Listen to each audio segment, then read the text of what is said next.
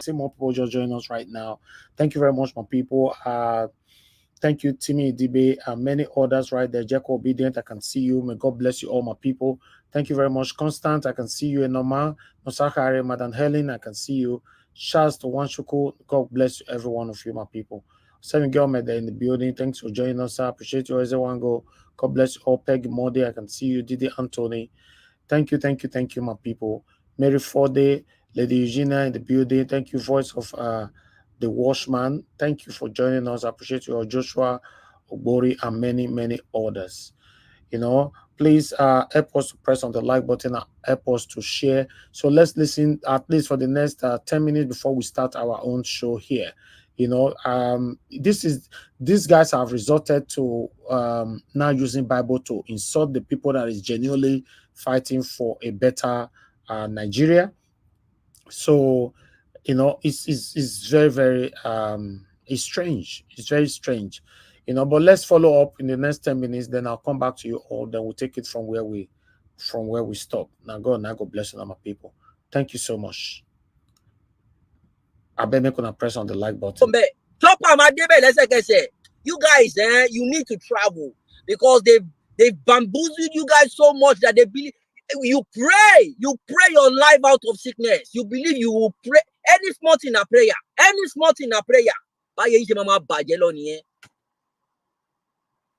If you pray from today till tomorrow and you're not doing the right thing, coincidence last one, mistake. God of Israel, missile nothing by. Oh, holy water. They are not using holy water. They are not using anointing oil. You need to get out of your ass. Jimmy, honestly. Jimmy, please, just 1 minute.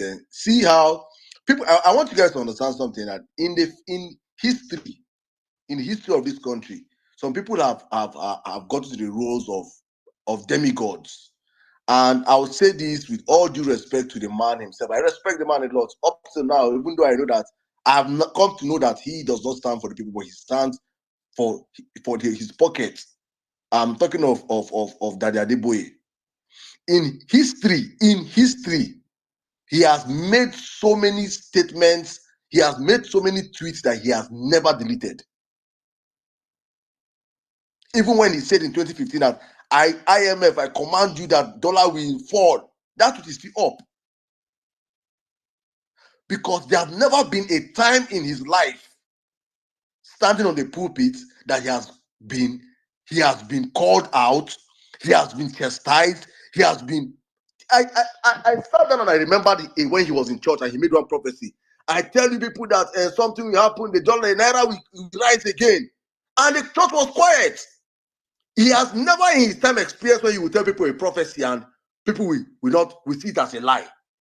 We are in those days. They had to take down that RCCG tweet. Bro, they are worshipping Adeboye. They are not worshipping God. That is what is going on in Nigeria. They are worshipping Adeboye. Baba ye lensin si Ọlọ́run. Baba dere alabosin baba is dining with the politician. Mo sọ ẹnu mi gba ife mi atọlọ́run le. Ẹ jẹ́ kọ́rọ̀ yẹn wà láàrin mi atọlọ́run. Let it be between myself and God. Alabosin baba. Have you ever seen Adeboye come out when Christians get killed in northern part of Nigeria, anywhere in Nigeria? Okay, let's say it wants to be tribal. People were killed in Owo. He didn't make any video. Amo, Ogun Israeli. Baba ṣe video. On joko. On power. 25 people were kidnapped in Ondo State last 2 weeks. Yeah. In a church. People are scared of talking. If you cannot speak, that is how everybody will just die in that country. That man is one of the problems in that country. You are worshiping that man, not the religion. You are worshiping that man and not the religion. Open your fucking eyes. The man came out. Is Tails.com suitable for dogs with allergies or food intolerances? Definitely. Our team of experts can create a hypoallergenic kibble blend just for your dog, leaving out common allergens or problem ingredients to support their well-being. Sign up today to get your welcome offer.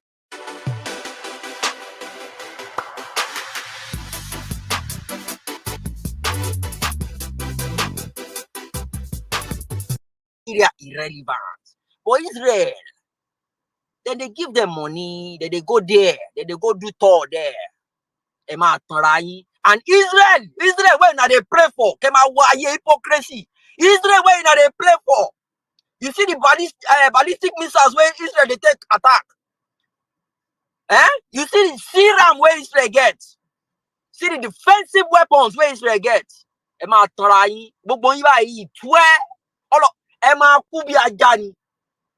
Religion is one of the things they've used in that country. But people cannot talk. Or NTU. Baba, Holy Father, Holy Father. I Holy Father will need that. I Holy Father will need that. Holy Father. What has that country benefited in religion in that country? What? Name one thing.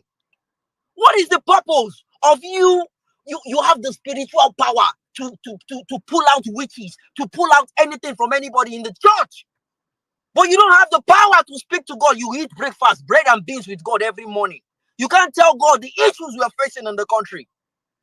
Number one, we are the problem of that country. God will not come down and fix anything. Exactly. As long as you cannot speak when you're meant to speak, as long as you keep supporting the devil, nothing will happen in that country. Take it away from me. Last week Sunday, a woman was lamenting on boss. She went to church with 5,000 naira. Nothing came back with her back home. She has nothing to eat. In church. They wanted to even put holy oil on her head to do cross. Olive oil got in one church buy. They are importing everything. It's now expensive. Only water here, what you want buy. Pure water, Nora. They are buying pure water for holy water. Now they go just pack water for somewhere, pray on top of, and people go buy them. It's not cheap. Wake up, wake the fuck up in that country. Religion is not our topic today, but it's one of the problems people are facing in that country, and they are scared to speak. Don't speak. The one I've said today, Aloti Romo, leave it between me and myself and God. Let it be that way. Moving forward. Before I move to Baba Tole, General G, don't worry. I have special prayer for you. Queen B, I have special prayer for you. Oh, what to get about Beba Yare, Lofino? Tabaleni, Yabala Mameni, or Lalamamu. Kò sẹ́ni tó bá gbéná wojú ẹkùn báyìí yóò máa fẹ̀jẹ̀wẹ̀ tán tẹ́rí sí orí wọn máa pa ni ẹ má wọrí tójú tiẹ̀ làpàrọ̀ fi ríran kìí ṣẹ́rù wọn kìí ṣẹ́rù Dangote wọn kọ́ máa bọ̀ wọ́n máa bá wa bí akọ. Bring it on. Whatever it is you want to do, go and do it. Àwa ń bí báyìí bá a bá yìnbọn à ń tún kì ní àti túnra wa kì. Bring it on. We are here. We are going to face anything that comes up against us. But you see this Nigeria matter, we go die here. Because guess what? We're on the right part of history. We are standing on the truth. It's as simple as that. I don't care how you guys want to twist it. I don't care how you want to paint it. I don't care how you want to say it. It is wrong. What is wrong is absolutely wrong. Small time, they'll start going after OT now. Watch. All the project he's doing, they'll probably start destroying it to make him look incompetent. They will start doing things to drown his accomplishments. But it is not a Nigerian thing. We are not corrupt. We are not bad people. We have the best of us doing so brilliantly well all over the world. All over the world.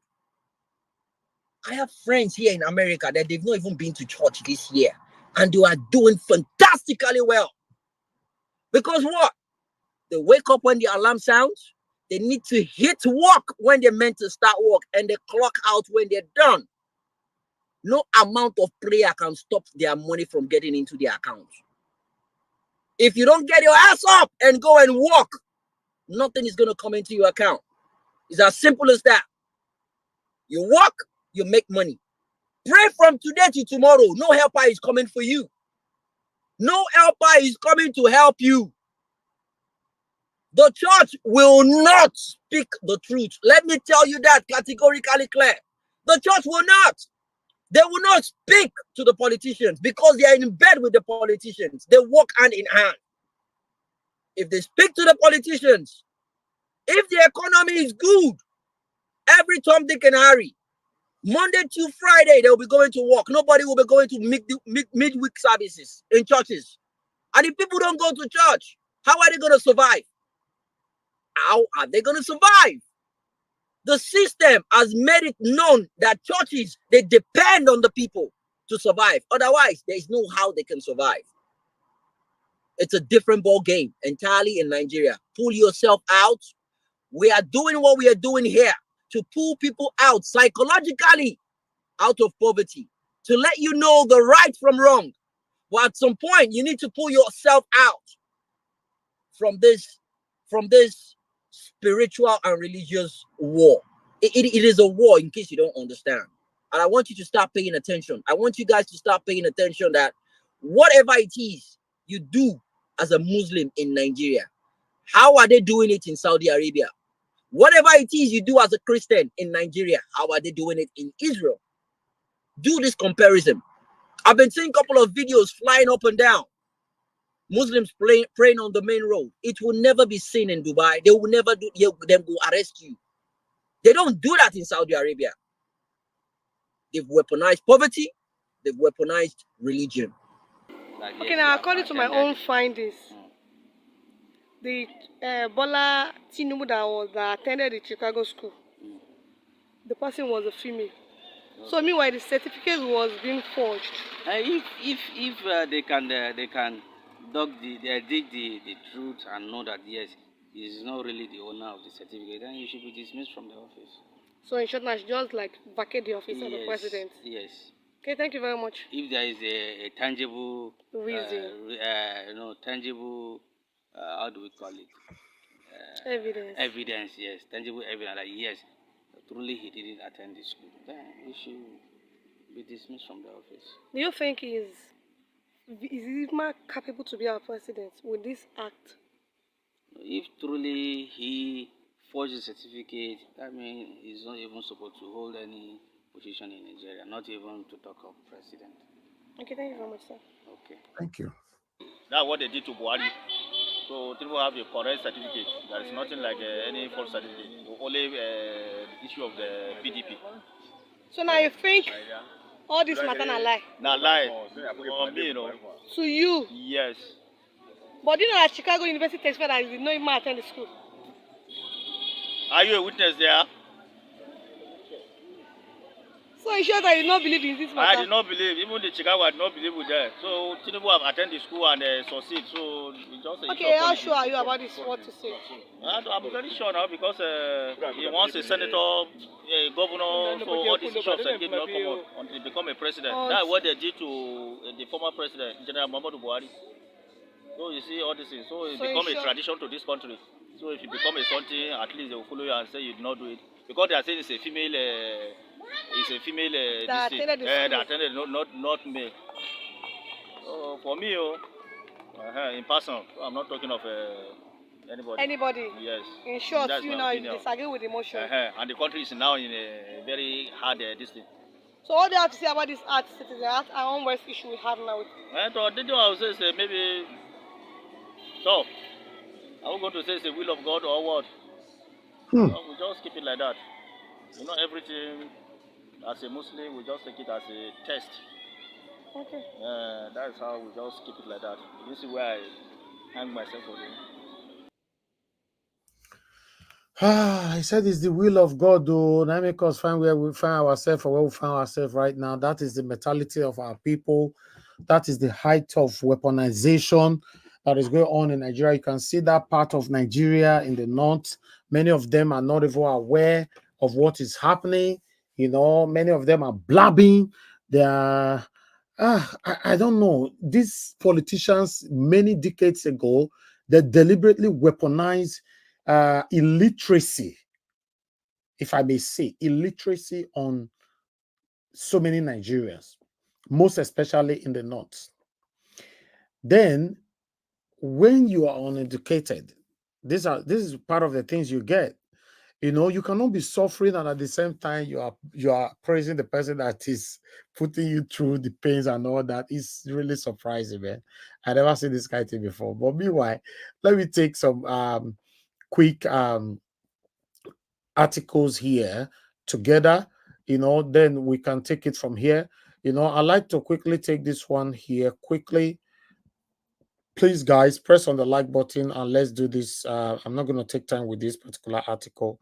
Maybe I'll just take the headline because it's part of our title. Then we'll just take it from there. This one is coming from Punch. As you can see right there, Obi's appeal lacking in merit substance, Tinubu tells Supreme Court. You know, President Bola Tinubu has said the appeal by the presidential candidate of the Labour Party, Peter Obi, is lacking in merit, substance, and good faith. Tinubu, who said Obi's appeal, which was based on allegations dismissed at the election petition tribunal, argued that the presidential election was peacefully conducted all over the country, and the results of elections were carefully and accurately recorded in the various form of EC8AS. This was contained in a response by his lead counsel, Wole Olakmekan, senior advocate of Nigeria, to appeal filed by the OB challenging the decision of the tribunal. He said, unquote, the entire petition was nothing but a jamboree of sorts, which was prosecuted more in the media than in the courtroom. And the law court being a court of law, not of sentiments, dutifully throw away their petition after a painstaking consideration of same, if considered from every angle, is lacking in merit, substance, and good faith. So I'll just leave that one there. Like I talked about before, it's still plenty, but I don't want to continue because of so much advert that is affecting this article here. But meanwhile, I would like us to move on quickly because I have let's quickly go to Twitter because I have some things here to read on Twitter for you. Then we can take it from here. Thank you very much, my people. Continue to press on the like button and let's do this together. But before I'll take the one on Twitter, but let me just put this on screen. Before I'll come there, I would like to quickly, one moment, my people, bear with me. You might not be able to see properly once I start reading, but don't worry, I'll read it for you.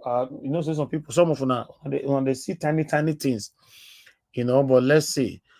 Let me start from here quickly.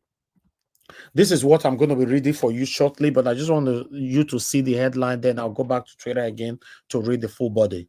Tinubu and his history at the U.S. District Court, Northern District of Illinois. The name Bola Tinubu is not new at the U.S. District Court, Northern District of Illinois. They know that name. They had prosecuted that name in July 1993 when Kevin Moses took Bola Tinubu at Degbo Yega. Okay, you see, it says show more. Then the show more is where we are going right now. So let me come back here again. You guys might not be able to see properly, like I said before, but don't worry. I will see everything by myself here. Okay. I'll take it from, okay, let me just say, they had prosecuted that name in July 1993 when Kevin Moses took Bola Tinubu at Degboyega Mons, Akande, and Abiodu Agbele to the same court, charging them for narcotic crimes. It was the same court Bola Tinubu was asking Judge Jeffrey Gilbert and Judge Nasir McDonald to shield him from being exposed as a certificate forger. It took Judge Maldonado a few clicks on the court record to figure out that in 1993, the same name had featured prominently for drug crimes. Convinced that it is the same man, the judge wasted no time to reject Tinubu's appeal and ordered Chicago State University to comply with Judge Jeffrey Gilbert's earlier ruling for CSU to release Tinubu's certificate. Only a career criminal would be so bold to return to a court he had been indicted and made to forfeit $460,000 for drug crimes to claim innocence and be seeking for a protection. Pleading irreparable damages, it was in that same court where his accomplices, Adegboyega Moise Akande, now late, and Abiodu Agbele, were found guilty for drug crimes and sentenced to jail. During the prosecution and trials of Akande and Agbele, Tinubu had escaped to Nigeria and was rather dealing with the FBI via phone. It was through the phone that negotiated and accepted forfeiture of the $460,000. If he had showed up in the US while the trials of his colleagues were on, he would have been jailed like others. Today, he now claims he was never convicted or jailed for the drug crime. Glad that both Judges Gilbert and Maldonado went to the archives to dig out the 1993 record to see that the same man who was a ringleader of a drug cartel in Chicago has now stolen election in Nigeria to emerge as president, and back to the same court he was prosecuted for drug crimes seeking protection. This is three of them there. They say one of them don't die. I'm not too sure because according to the name where they mention, I don't know the one where I go allocate to each of them. You know, one of them don't die, but two of them go jail. And according to this article here, Tinubu run go Nigeria during that time. So from Nigeria for phone, Naite accept say they forfeit the $460,000 and all that. This one is coming from Jackson Ude on Twitter. Anything we'll give here, we'll put it on how it is. But meanwhile, a couple of people have responded to this before I will take another one. Okay, let me just take another one quickly before I will go for other people's reaction. I have another thing here that I would like to take. Bear with me, my people. Let me bring this here sharply as well. I just hope I find it because sometimes, okay, I got it now. Okay, this one here. So let me put the headline as well so that you guys can know where I'm coming from like I did with the order. This is it from Brother Betts. Brother Betts, letter to Nigerian Supreme Court Justice 1. Dear Supreme Court Justice 1, Your Lordship, apart from your own personal biases, only you can tell the depth and breadth of the inducement and blackmail that are dished out to you to ensure that your judgment on the presidential Nadei reach. So let me go back to that particular one again to continue reading.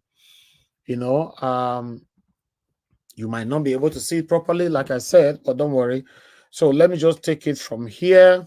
The judgment on the presidential election petition appeal goes a certain way if there is anything like that. Then two, I'm sure and very single well-meaning Nigerian is that you live are adequately involved with recent events in the political climate of the country, and a source can very easily predict redoundable, the indescribable and irreparable disorientation Nigeria will suffer if your lordship, under the disguise of technicalities, hand Nigeria over to rogue politicians for unconstitutional reign. 3, you can be sure that Nigerians will never forgive you, not until justice certifies that you have made commensurate apparitions, which certainly will be likely passing through fire in a view of gravity of such an offense to 200 million people, including children and vulnerable poor. 4, Nigerians may be quiet at the moment, but they are not weak.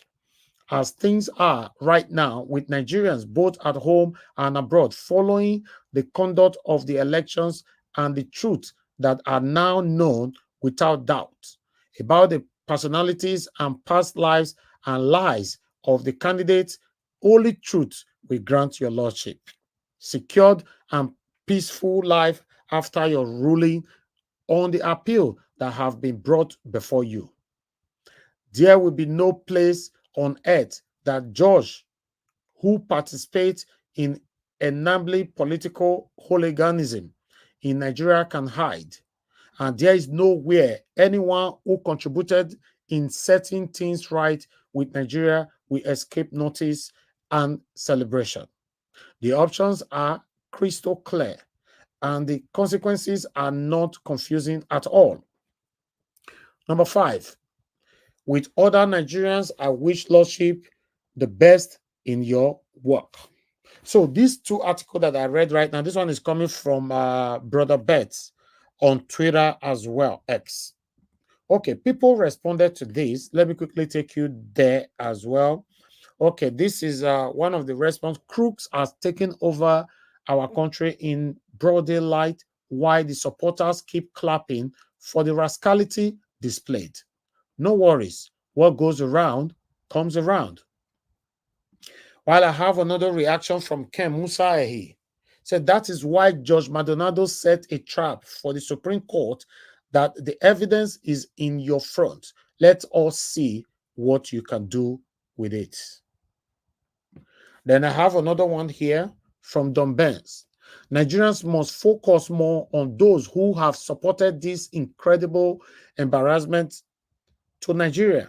Nigerians should compile a register for all turncoats of integrity values, transparency, and democracy who are struggling to cover up this terrible embarrassment of a king walking naked.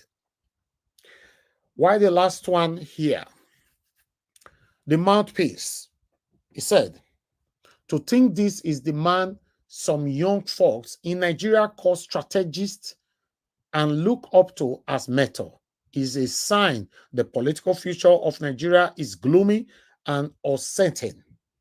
Little wonder Buhari said, fellow Nigerians, this is just the beginning. Tinubu must be disqualified and face the law. All right, my people, that is all we have for you today. Good morning, good afternoon, good evening to every one of you. I appreciate every one of you for your time with us. We are going to start talking right now. I'll be posting out a link again, but before I do that, I would like to call on the first person on the panel today with us is Madam Helen. Madam Helen, good evening to you and happy Saturday, happy weekend to you, and thanks for all you do. Please, I'd like you to talk to us with all we've presented today and the current situation in Nigeria. You are joining us from Nigeria, you know much better. So give us experience. What is happening in your area? Thank you. Good evening, Mr. Elvis. Thank you, madam. Good evening, people at the comment section. Good evening, people in the panel. Mr. Elvis, nothing much, to tell you the truth. Nothing much is happening. Everywhere is quiet.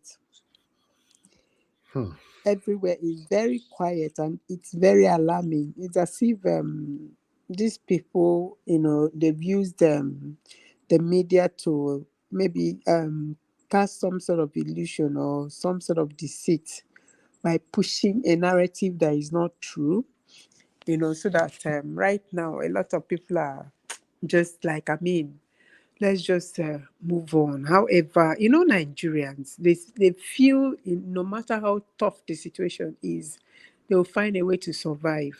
Irrespective of the pains they are going through, they just keep pushing. So I think that's just what I'm seeing but it's right strange now. to see that nobody is talking at all. I'm telling you, the whole place is quiet. I don't know what's going on. The whole place is quiet. I think the whole place. That's just what I think I have observed. The whole place. So the people who are talking right Okay, now. Madam Helen, sorry to say, as a housewife, you go to market, you go to work. So what about in the market? Nobody talk about the situation, or at work in your office. Nobody talk about this. They are talking about it, but you're not feeling it in the streets. Maybe that's just what I'm trying to say.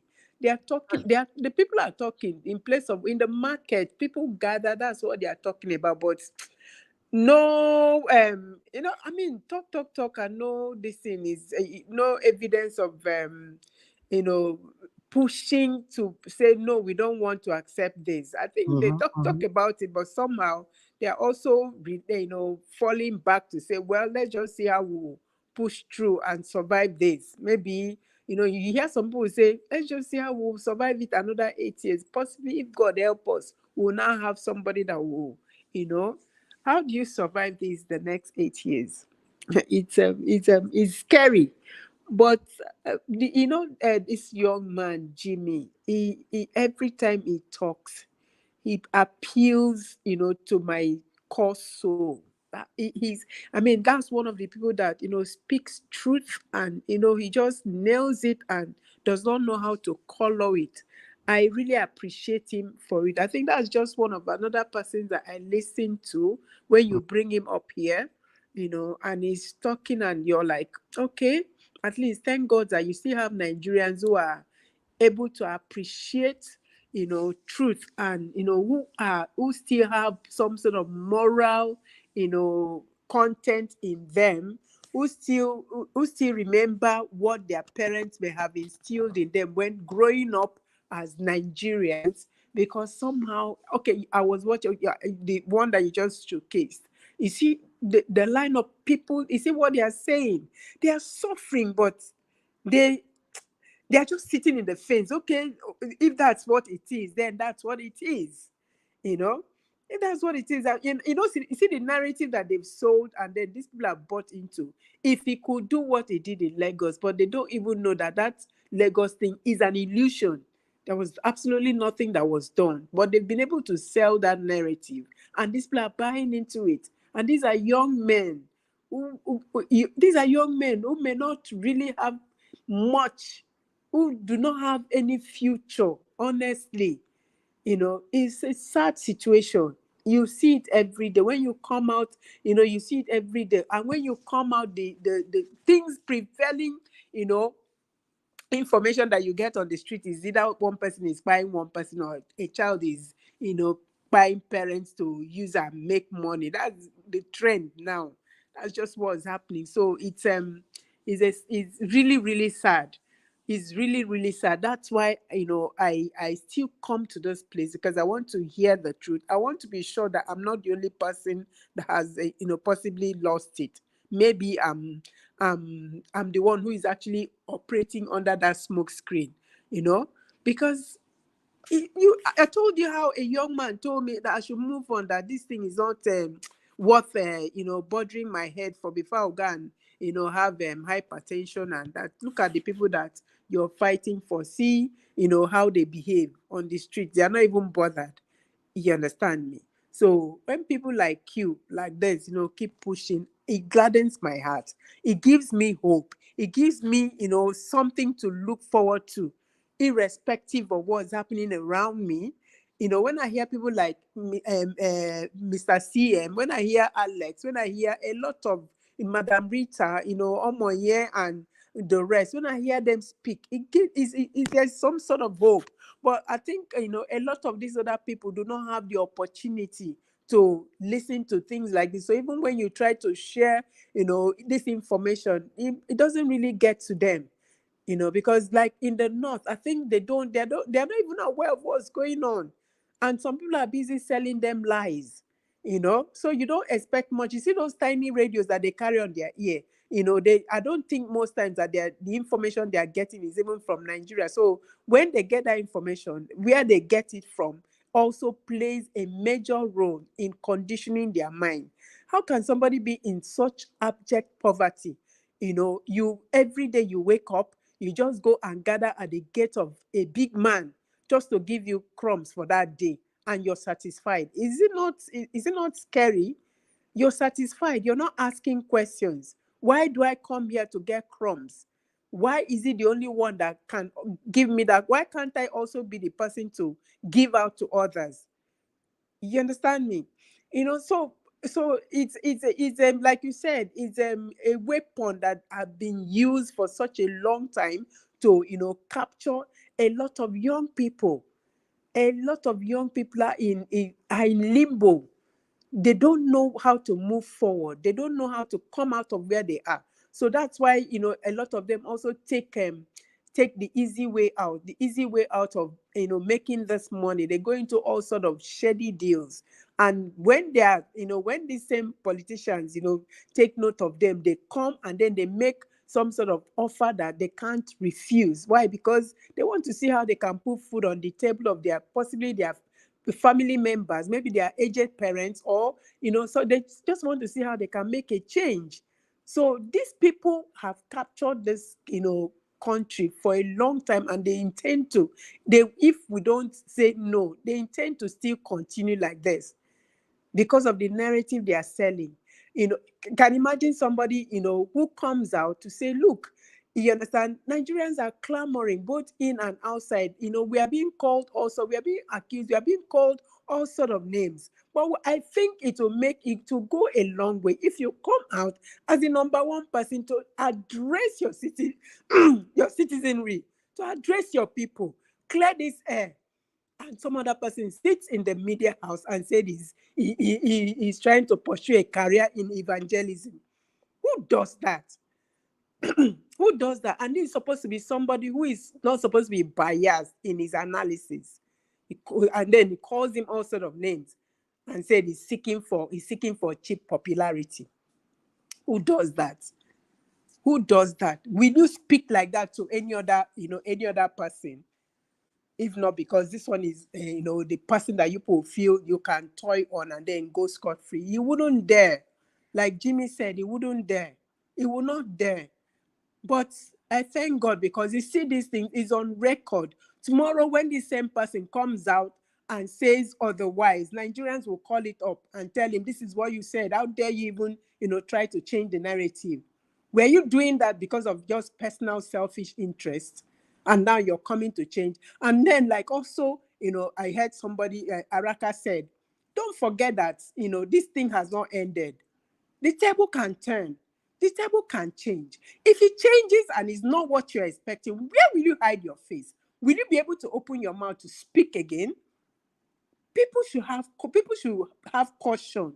People should learn to tell the truth, especially elders, especially people who have benefited one way or the other from this nation. People who were spoon-fed when it was their time. They should be careful what they do. I was watching Young Elder today when he was making that when he was making that video concerning a threat to his life. And then he said something. Is this what he's going to sell to his children? How will he come out to tell his child now and say, no, don't, if you're in school, you must make sure that you do it right. You must make sure that you read and pass your exams and read well and make the first class. How is he going to defend this when, people are coming out to say it doesn't matter? Constitution says it matters, and we want to bury Constitution because of personal interest. Why are we like this?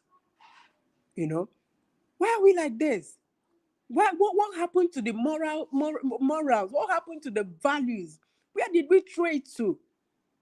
Why are we letting just a set of people hold us to ransom and make us the people that we are not? Nigerians are making names outside there. They are achieving so much. In sports, they are doing well. In technocrats, in every area, they are doing so well. And yet back here, we are like I don't know what to call us. Are we not ashamed of ourselves that the whole world right now is aware of this, and we are still talking? Instead of defending, instead of saying this is doing the right thing, you're not coming out to appeal. That appeal, do you know what it means for you to come out to say, do not accept and make excuses for them, for the Supreme Court not to admit that evidence? It's actually, you're nailing it and saying, yes, truly, I did it, but I don't want you to go there. I don't want you to go there. Why? Why are we celebrating illegitimacy? Why are we celebrating lies? Why are we upholding lies and pulling down truth and making sure that truth stays down just because of one person? Are we remembering that after today that there is tomorrow, and this thing that we are doing today may just not be so, may not just do so much to us now, but tomorrow it may cause the kind of damage that we may not be able to come out of? Can't we trade with caution in a lot of ways? Can't we ever look at, look at the narrative.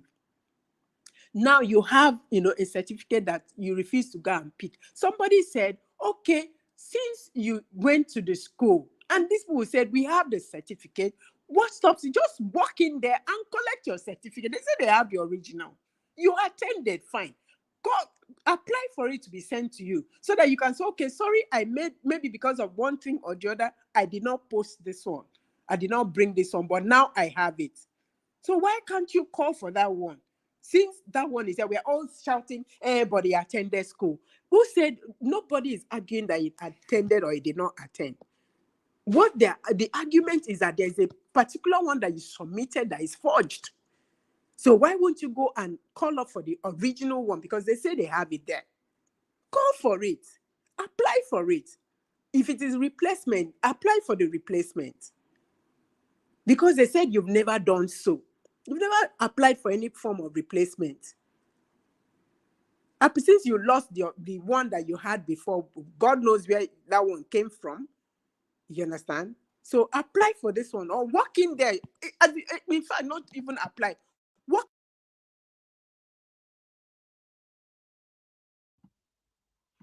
Okay, we lost you there. Madam Ellen, can you Collect still it. hear me? Mr. Elvis, can you hear me? Okay, you are back now. Yes. I'm walking there and collect it. Simple and short. There is no all this rigmarolling and dramatizing, accusing everybody of forgery, or no forgery. You understand? This one, they will hit this one today and say, your name is not the same thing. I heard something funny today saying it's the elder brother's certificate that he's using. Are these people okay? Is that what we are talking about? Is it these To people be are honest, they the to be people honest, occupying the number one seat? to be honest, Madam Helen, we don't need to pay attention to that particular video at all. If we can avoid it, we should address it. No, We that should I'm just saying yes, they are don't not the just ones censor it occupying at the all. number one seat. So it's not called for. Yes, but we Somebody shouldn't is occupying the we number shouldn't one address seat. it at all. Let's just skip that. They are Okay. trying to get attention. We shouldn't give them that because they posted that particular video on their channel on TVC. As we speak right now, they have only 400 views. They posted it for the past 12 hours or 24 hours now. They still never they have still not hit 1,000 views till now. So we shouldn't give them attention at all. How can they? Somebody, people are just getting carried away. But all I'm trying to say is there is tomorrow. We should know that there is tomorrow, and posterity will judge a lot of people. A lot of people, when they want to hide their faces in shame, there will be like that. Is it ostrich that the entire body is outside and is burying the head in sand? That's how they will be. That's how they will be. There are people that their children, when they want to correct their children, their children will stare them in the eyes and say, just shush. Because this same you made me to understand that this is okay. So I'm going to go ahead and do it. You can't tell me otherwise. You made me understand that this was all right. And then they'll take it up from there. They should just wait. It's coming. The storm is coming. The storm is not over. It's just building up. And it will hit a lot of people. It will hit a lot of people. The same set of people that had the opportunity to castigate government upon government and made so much trouble of President Obasanjo's this thing. These same people troubled him, troubled Jonathan, troubled everybody. Nobody, went after them, use the media or use any form of this thing to intimidate them. Now you're calling for treason. You're saying treasonable this thing. My dear, when the time comes, those who know how to dance in the market square will dance. And those who thought they knew how to dance in the market square will find out that they were just empty. Mr. Elvis, thank you very much. God bless you for the opportunity. Thank you. Thank you very much, madam. God bless you too. I appreciate you. Um, I would like to appreciate everybody. Also, to let everybody know that that particular area that Madam Ellen was going, nobody should go there at all. If you're on the panel right now, or if you intend joining the panel later on, don't just go that area at all. I just pretend you did see nothing. The way Nigerians have already ignored them on TVC, so that particular video, I cannot believe that a video that's supposed to be a breaking news is on 400 views for the past almost 24 hours. What's because they know that they are all disgraceful elements. So we should discuss that area at all. Thank you very much, my people. I appreciate you all. Before I call on the next person, which is give us a mandate, I would like us to quickly take this here. One moment, my people. Bear with me. I think, okay, give us a mandate. Can you hear me? Yes, I can hear you. Can you hear me? Yeah, I can hear you, my brother. Please talk to us. Let me Okay, talk to good us. evening to you and then the panelists and Happy people in the weekend, comment section. Greetings to everyone. Hopefully everyone is having a good weekend. We're back here again today just to deliberate on the issue pertaining to Nigeria. Well, I may not probably have seen the videos that you play, but I think I saw the one that they were interviewing people, and everyone was just speaking. And the one thing that comes to mind is the fact that Nigerians are just, I don't know how to describe Nigerians. You want good government, you want things to happen, but you are not ready to go out and do the needful. Peter B is playing his own part as a Nigerian. Atiku is playing his own part as a Nigerian. Tinubu is playing his own part as a Nigerian. If you think, if he thinks he's a Nigerian, which we know that he is not. So it is now left for us as Nigerians to arise and take the bull by the horn, because we cannot allow these people to continue to run down the state of our nation and then take the commonwealth that belongs to all of us and put it for themselves and their families. Now, you imagine people that were interviewed in that video were basically youth, people that they don't even know what they want.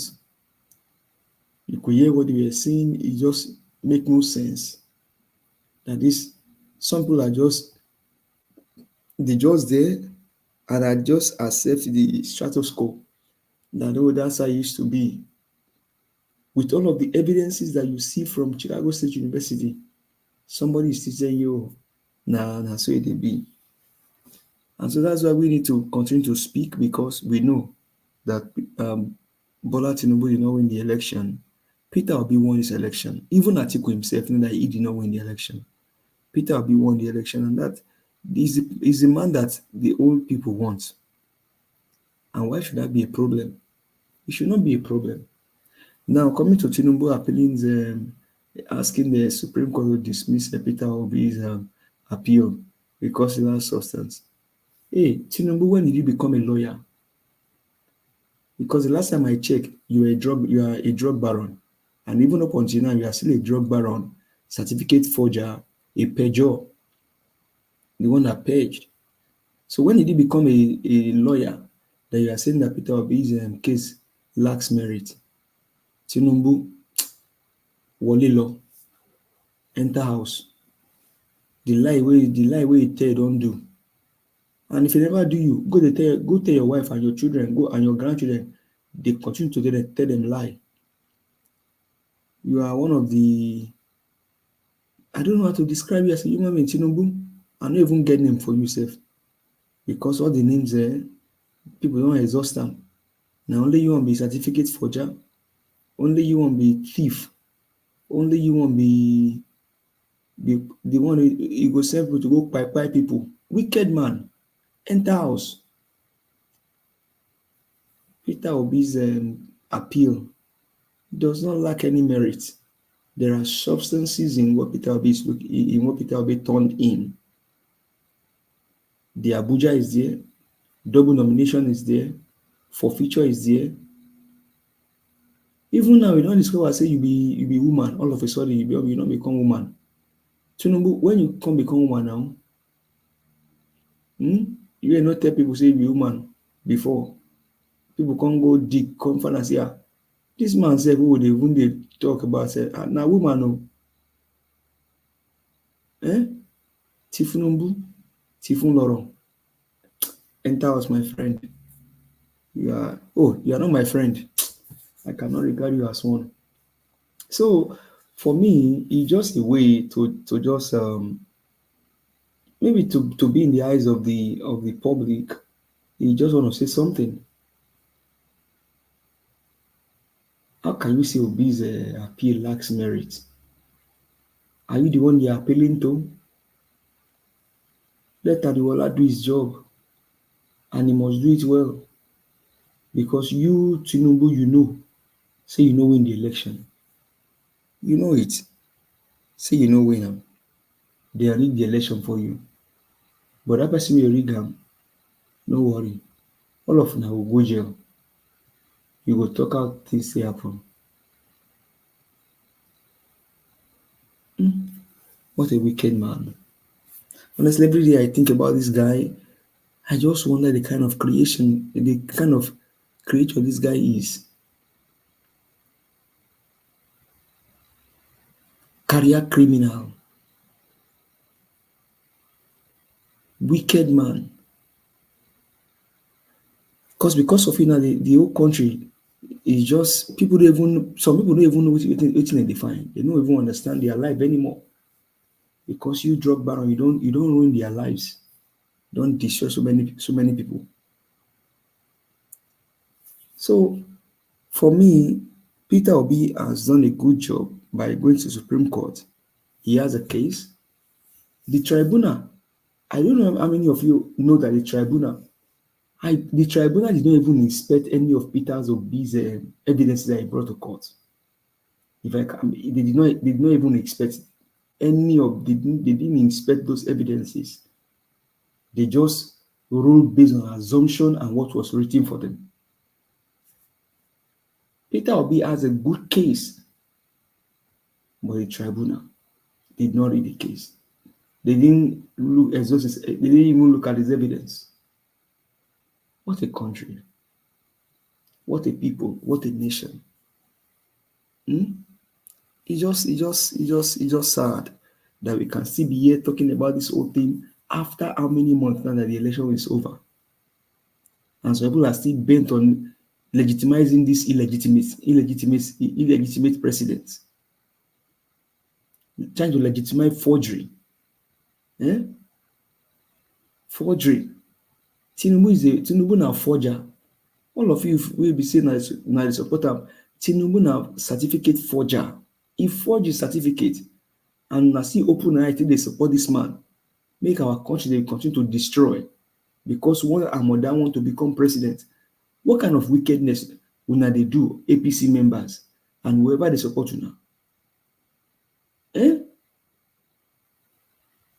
Because of one man now, the whole nation, they don't hold them to a standstill. Investors cannot come again.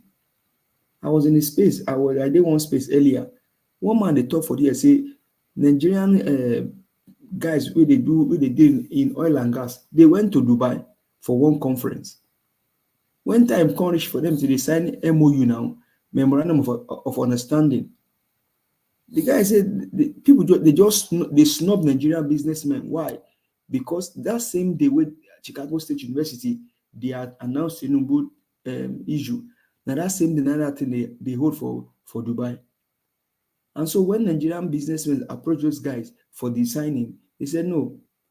They don't hear waiting they talk for Chicago State, say Tinubu na forger of certificate. And because of that reason, they no go sign that thing. We now see the wickedness where this man don't put Nigerians. So if you think they support this man with the evil when they do, you and your family, then I go suffer and pass. At least most of them will say na APC. When I will come social media, come they beg for money. I will say you come back somewhere like me. I go just say me go look for that bullion van. We go to Tinubu house. Tinubu say that bullion van I miss road. Your money dey inside. Go collect that money for inside. What kind of wickedness be this? Because of one man now, all of us they don't rubbish our image for international scene. Nigerians, we need to wake up. We need to arise and do something. If not, something will they do also. Because this guy, them don't bend, say they no go give this power freely. And which we must show them. And like I tell them before, say Amechi 101 don't give us, he don't give us clue. Make we activate Amechi 101 against these people. Because they have to go. They have to go. People they suffer. No food, no light. Roads are the roads no I mean motor no fit pass our road again because of these wicked politicians, these corrupt people. So Nigerians, make we arise. I beg, more do something. Tinubu must go. Make we show him the way out of Aso Rock because he no win the election. Now Peter Obi na win the election. Thank you very much, Mr. Elvis. I go eat my mic for now.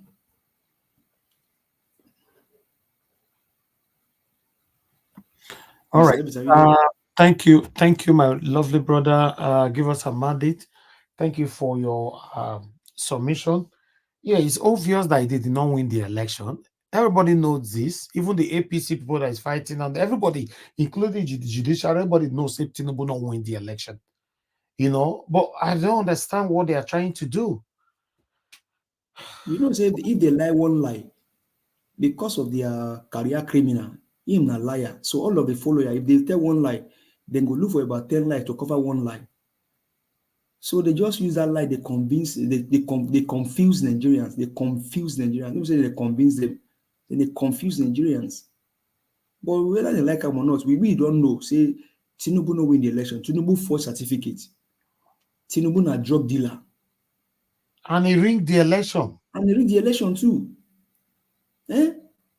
This man, I wonder, I mean, this man, now what kind of human being we say, he lack morality. And so all of his supporters, really support him, all of themselves now forger. It be like say all of themselves now drug dealer. Because if you support drug dealer, that means you say na drug dealer now you be. If you support person they tell that means you say a liar. If you support the person saying na pedger, you too na pedger because this man a drug dealer and you support her, that means you say na drug dealer. So all of the Agbado comes, all of supporters, all of them are drug dealer. No how you go fit take convince me about that, say you know be drug dealer because you don't support this man, you be drug dealer too. And the funny part is that we get young people who really support this, but say when this satanic kind of support starts, from the beginning, a lot of people were trying to defend it. No, nobody voted for him, nobody is supporting him, nobody are just lying. Not lie. We have lots of youth that is supporting this man for most especially, in fact, I don't want to say much. I'm confused. It's crazy, man. It's really, really crazy. Let me pick a call quickly, man, before I call on the next person. Thank you very much, sir, for calling in all the way from Abuja. Please talk to us, sir. Good evening, sir. Mr. Jawad. Thank you, sir. Good evening to everyone in the panel. I just want to remind Anek Sharma. Anek Sharma, you see what you cause for Nigeria here. We are going through a lot of problems in Nigeria. We voted for Mr. Obi. You decided to rig election for Tinubu. You put Tinubu to power. It's what we are going through now. Common criminal do not get school start. A first result. And you started to give, you are professor.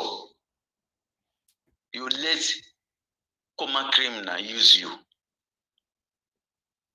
This is a shame for you. You sell your profession because of money. You extend it for money. See what Nigerians are going through today. Nigerians are going through hell. In entire world, Nigerians are embarrassing Nigerians. We are come, entire world is talking of Nigerians. See the disgrace and the humiliation you give to all Nigerians. Are you happy where you are now? Are you seeing yourself as a happy man? The problem you cause for Nigerians. If your family, one of your kids sits you down today and asks you, are you enjoying the money you are spending your profession for? You are spending all your career, you are spending it for money. You collected the money. If you are spending the money today, how will you feel yourself? Guilty conscience will worry you. But I just want to tell you, whatever you cause for Nigerians, you yourself, you go through the problem. Shame on you. Everything you do is shame on you. Again, Tribuna, you are give judgments. You are past your judgments. You also decided to collect money. I give judgment to Ms. Tinubu. How are you feeling today? Justice Aruna, how are you feeling when Nigerians every day are talking about the same situation? How are you feeling? You collect the money, I give judgment to Mr. Tinubu. Guilty conscience will worry you. If you sit down in your home, guilty conscience will be dissolving you. Shame on you. Five panels, 5 members of tribunal panels. Shame on you. Shame on you people. Supreme Court, you are going to give your own judgment. I'm telling you, if you like, turn the part of tribunal. History will judge you. History will judge you people. Whatever you are, you can do it today. You will think you are free. Look, judgment will come for you tomorrow. Nigeria will come for you tomorrow. You can say police is around guarding you people. Look, guilty conscience will worry people if you don't do right. It's time for you people to redeem yourself now. Sit down and get the right judgments. Sit down and think yourself. What they said something. What they told us from a kid. One was one kid. You know, our family. They say we told the part of family. Look, told the part of your family. Don't be a Tinubu's name, because if you give judgment to Tinubu, you are going to pay for it. It's not today, but tomorrow you are going to pay for it. Nigerians will ask you tomorrow because we are not happy. We vote for Mr. Obi. You people decided to give to this to the children. Sorry, I'm in shame. I feel shame. God, you judge every one of us. What we are doing today, God will judge us tomorrow. Allah will judge us tomorrow. Better do the right thing. And history will be in your part. Thank you, Mr. Nejawat. Thank you, sir. Thank you very much. God bless you. All right. I think somebody else will call in before I come back to the panel to come to Mr. Chuksobiboise. Please hold on, Mr. Chuksobiboise. Okay. Let me quickly return the Mr. Tony's call. So I'm trying to return your call. If you are listening to me, you are not picking. All right. Okay. Let me go back to the panel. You know, returning people's call and you don't pick on time. Sometimes it's like that. All right. Thank you very much, my people. I appreciate every one of you for your time. Let me come back to the panel again. Mr. Chuk Subibu, thank you very much, sir. I would like you to talk to us. Good evening to you. What's your take? Yeah, good evening, Mr. Elvis. Good evening, everybody on the panel. Thank you, sir. Those on the comment section, those who are watching us around the world, you are the reason why we are here. Please like, subscribe, and share. It is very, very important to us. Then, if you buy us coffee, we will not reject it. Yeah, it's a Mr. Elvis. It's that video you showcased. This is to tell us the kind of problem we are in. I mean the video of that. I don't know if it's middle-aged man, young man, or old man. I can't say. They say people might see that video and they don't understand what is playing out there. What is playing out there is this. It is ignorance, completely. That person genuinely, he doesn't know where his problem comes from. Because just like you and I, we were born into this problem. I am saying this every time. When when you are born in a particular environment, all you know is everything around there. There's no way you're gonna change. Sometimes I say people talk about family inheritance. Yes, because you see, the kind of food you eat today tells the family you come out from. It's as simple as ABCD.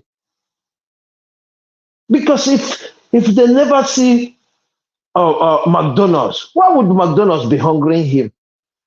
No. If he gets up in the morning, he eats his akpu with banga soup or with any soup. He come back in the afternoon, he eats his yam. Then in the night, he's back to swallow. There's nothing he will be thinking about tea or whatever. He doesn't know what is tea. So that is what is worrying so many Nigerians. And this is why it is important that spaces like this, like Violence Space, like Niger Watch, like Magnus Oraka, all these people, social media are coming out to educate. Remember, we said this, we are here not because we can physically go there and do anything. No, we are here because we know our voices goes far. And that's why we're taking that chance to educate. You see, sometimes when we come here, if there's interjections and all that, because somebody said something we don't believe, that is educating the public. So this is why this kind of platform is very, very important. Sometimes when people come and say, hey, they're just talking. Leave it for us. It is working. We might not understand that this is working. Because you see that young man, when he listened to the analysis, what people said about that, why he's suffering, not the reason they told him he's suffering. Because most of them, imagine, I've been saying this in the past. If you take everybody that lives in Nigeria and take them to a settled environment where they see how things work, if they come back, they are not waiting for tomorrow. That day they come back, all of them come back. That is the day. The change.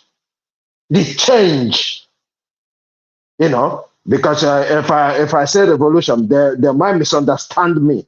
But you see, that day, the change we're looking for will arrive that day. So that is the major issue Nigerians are facing. These young men and women who are in Nigeria, I am telling you, it is because they lack that knowledge. That is why things are happening like that. If you listen to that man, he doesn't care. Or he cares because that is what he met when he was born. He was told, hey, all you got to do is seek your daily bread. Because Nigeria, you never even work for tomorrow. It's daily bread everybody is collecting. Nobody is collecting to keep for tomorrow. And that's why I tell people that it will be very, very difficult to go on a strike in Nigeria. I said it. It will be very, very difficult because you got to think about these people who live on daily basis. If they don't go out, they will not eat. It is as simple as ABCD. It is like that. So that's why so many of so many people, you see them, those who knows, they can't do anything. It's just like I think Madam Helen said, you know, you go, you see people discuss it on a low key. They're discussing it on a low key because, you know, we are not built in that kind of society that people will say, hey, we have a group. Somebody can stand up and say, hey, in this area, can we do something to help? Can we actually do something? This is what is lacking. You go in, you know, all these organized societies, you get all these people, and that's where we get, you know, the matured people that can come out and say, hey, look, youth, this is not how it's supposed to be. We are not going to allow this. Let us walk, protest, let us do this and do that.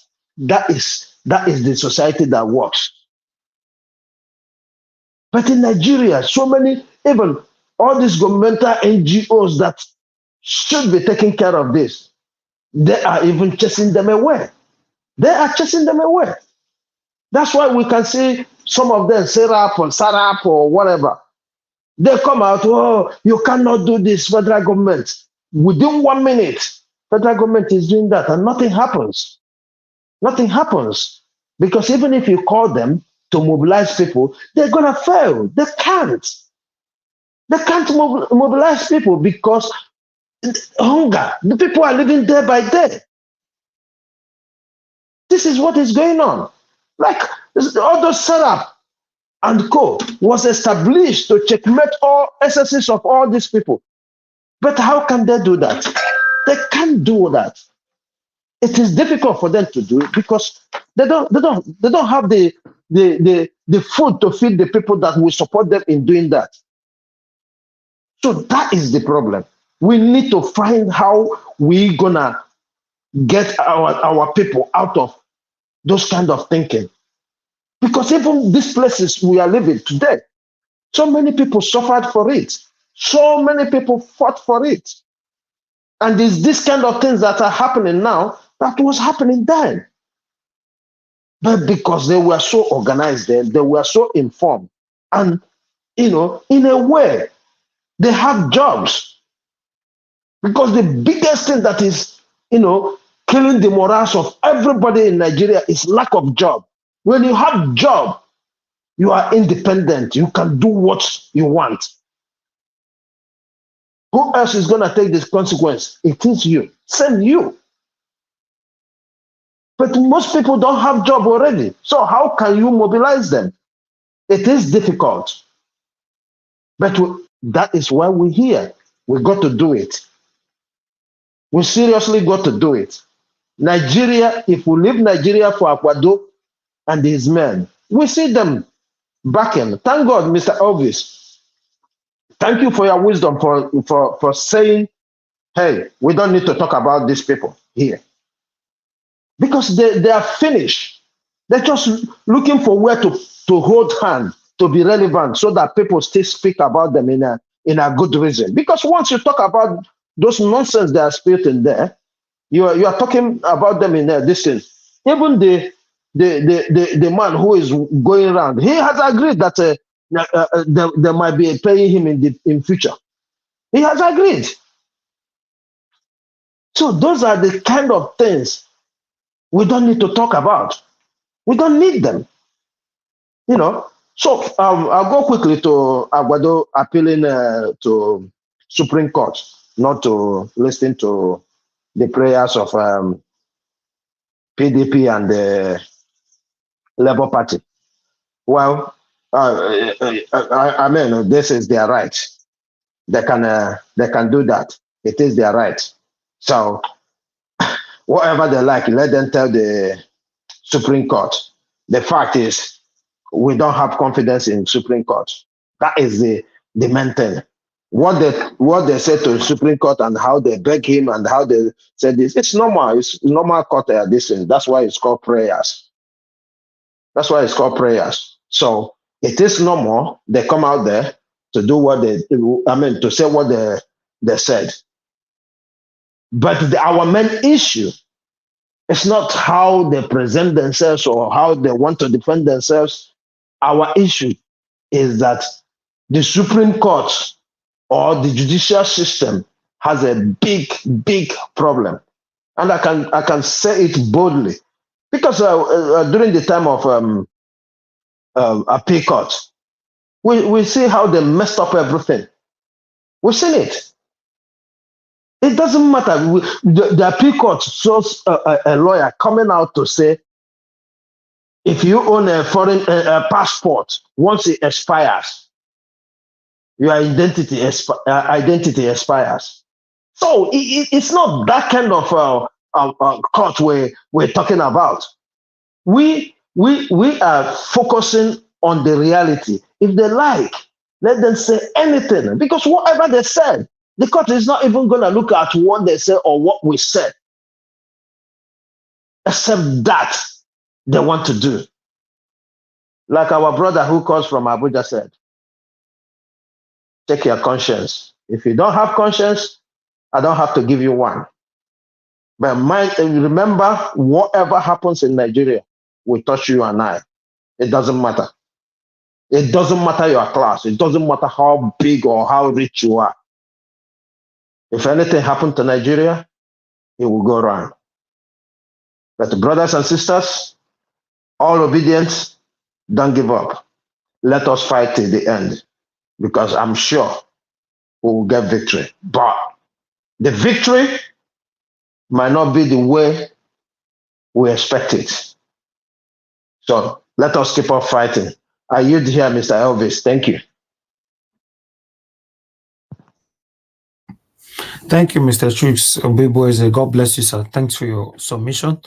Okay, let me, guys, press on the like button. I appreciate every one of you, your time with us. Please help us to press on the like button. Let our voices go far.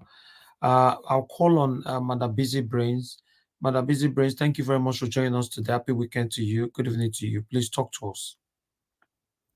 Okay, Elvis, please, can you pass me? You called me. I was, yeah. Okay, we'll come back to you. Thank you. All right. Thank you, Mr. Edwin. It's good to have you on the panel, sir. Good evening to you, sir. Please talk to us.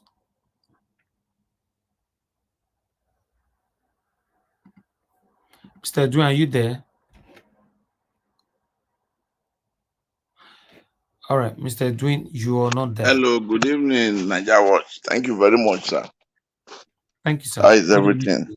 Yeah, fellow panelists, I greet all of you double. I thank everyone.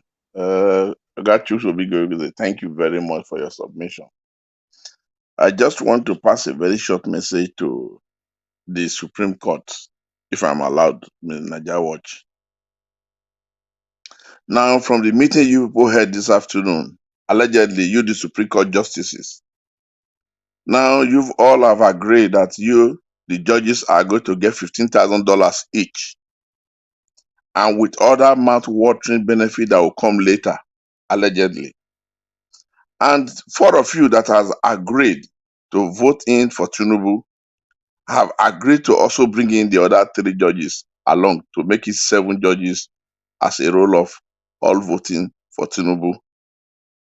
And now, Fagbemi has now opted out himself, and Ibrahim Mazari, justice, has now been brought in, which is now the master game player, to now make sure other judges are carried along. And the painful part is that all the entire judges that came to this meeting this afternoon to suppress other judges to agree, you people should know that as you are selling the future of Nigeria, you are selling the birthright of your grandchildren and great-grandchildren.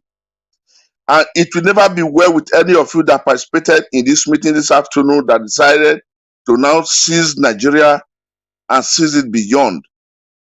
I will make you all to understand that every foot that walks quick and every leg that walk quick, the eyes that sees quick also see it.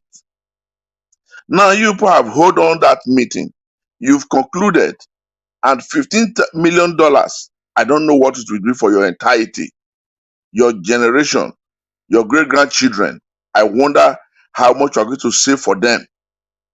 The respect, the regard, the honor in of Nigerians in the world stage, you people have decided to bury it this afternoon. Well, Nigerians have nowhere else to run to. But I think the international body, the international environment that you people are doing these things are going to see you. And the good thing is this: with the judgment from Chicago State University, with the judge find it necessary to send you details about what and how they came to their judgment, which you all have received, and now you decide to say put it behind the table and do what you want to do for Agbado. Well, as you are doing it, your conscience will bury you along. Unless when you start to hold on to justice and be honest to yourself and to do Nigeria good. This country raised you up, gave you education, and you people went through education, and you people were granted the need to serve this nation. By the time of your need, you all have decided this afternoon to turn your back against the nation and just give one man credit, give one man justice. And when you are giving him justice, it's a justice he never deserved. He was a criminal, and it was affirmed to be a criminal, allegedly. And now you people are not going to work on that.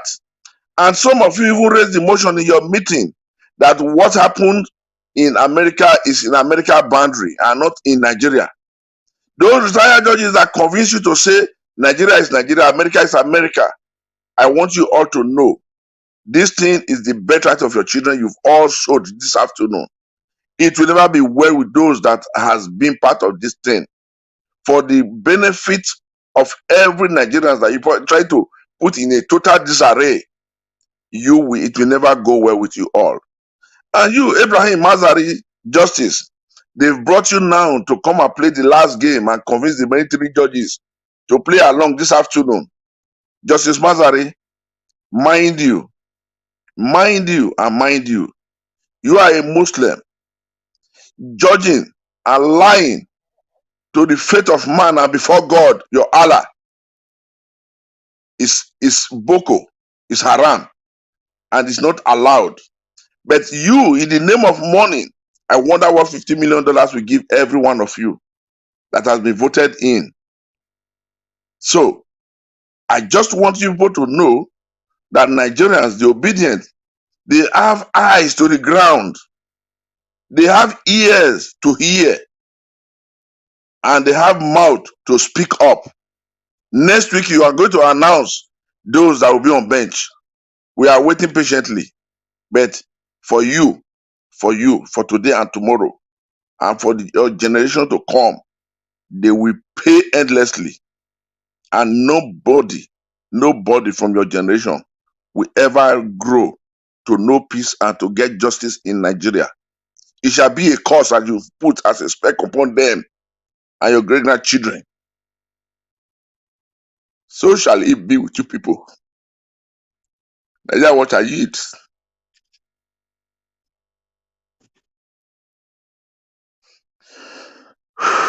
Nigeria, Mr. what I Edwin, eat.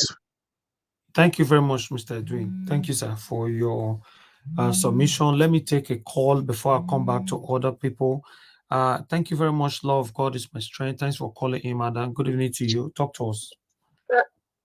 Okay, thank you, Nigel. Thank you. Good evening, everyone on the panel and everyone on the comment section. And thank you, our mommy diaspora. And I've not seen Sister Patricia for a very long time. I hope she's okay. If she can hear me, we'll meet her, please. We miss you. That's now what I want to say. You see, Nigeria, when you look at the problem of Nigeria, you just ask yourself, what can we do? We just ask yourself, what are we going to do? I listened to that interview that lady did to all those our men in the north. And look at the way they are talking. And they will be crying that they don't have money. And they think that this is the best life for them, to be going around begging people for money, looking for scrubs to eat. All of them are not even thinking that the society they are living is not working for them. I look at Nigeria and say, Nigeria, look, to me, I feel that Nigeria will need to start from the beginning. There's something that needs to be done because everywhere is corrupt. Everybody is looking for what they are going to eat. Now we are going to Supreme Court. There's everything going, we are hearing everything that is going on, but we can't say, we can only say allegedly. So what are we going to do? The only thing that we can do, yes, we are talking, and it is right for us to talk so that we can educate people. But my brother, Evans, let me ask you one thing. Naija Watch and everybody, how do you feel in yourself? The way me I feel, I will tell you, I feel as if I'm getting drained. I feel as if I'm getting tired because as you continue to do, it's like as if the more you look, the less you see. With Nigeria problem, Nigeria is really corrupt.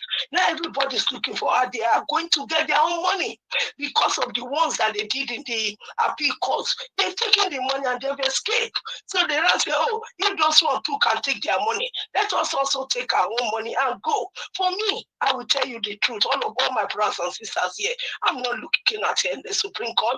I know they have already gang up everything. And if they can ignore what is going in America and say it does not concern Nigeria, that is to say Nigeria doesn't care. And one thing I pity these people, I pity everyone that will sit and give a wrong judgment. They should think that they will have children and they will have grandchildren. And let me tell you, they've all kept everybody, they've kept all their children in all departments. So they are going to continue from there. What I will just say is that what I will say is that God should just come and help us. That's me, because I've looked at it, I don't know what to say. Nigeria is really corrupt. We have prayed and prayed and prayed and prayed and prayed. Nothing is happening. So what are we going to do? God will not come and help us. Only what we are going to do is to say one day change will happen. Because for me, in my own mind, if I see what is in my mind, is for us to just scatter everything and start again. Thank you. Thank you, ma. God bless you. Thank you. All right. Thank you very much, my people. Thanks for everybody for your patience. I would like to quickly appreciate Mr. Charles Zedowen. Thanks for the super chat. Appreciate every one of you that have supported me today. Seven girl made that. Thank you very much. Ella, IG, once more. Love of God is my strength. Amaka Fujabi, Stella Masevedo. And God bless all of you, my people. Appreciate you all. Please do your part if you're hearing my voice right now to press on the like button. As we still have a couple of people here to speak to us. Thank you, my people. And God bless you now. All right. I don't know if Madam Busy Brain is already ready now to speak, or I move on to the next person. I am, Guy Elvis. You called me just as I was doing. Anyway, I couldn't talk. That's fine. Thank you, Madam. Good evening to you. Please talk to us. Sir. Good evening. Honestly, thank you for keeping watch, and thank you for this platform. That we can come and deliberate, we can come and encourage each other, we can come and inform each other, we can come and learn, we come and take and be blessed. Not only that, it is therapeutic for somebody like me. I observe all protocols. I greet you all those on the panel. I say good evening to all those on the comment section, those watching, listening, participating in any way.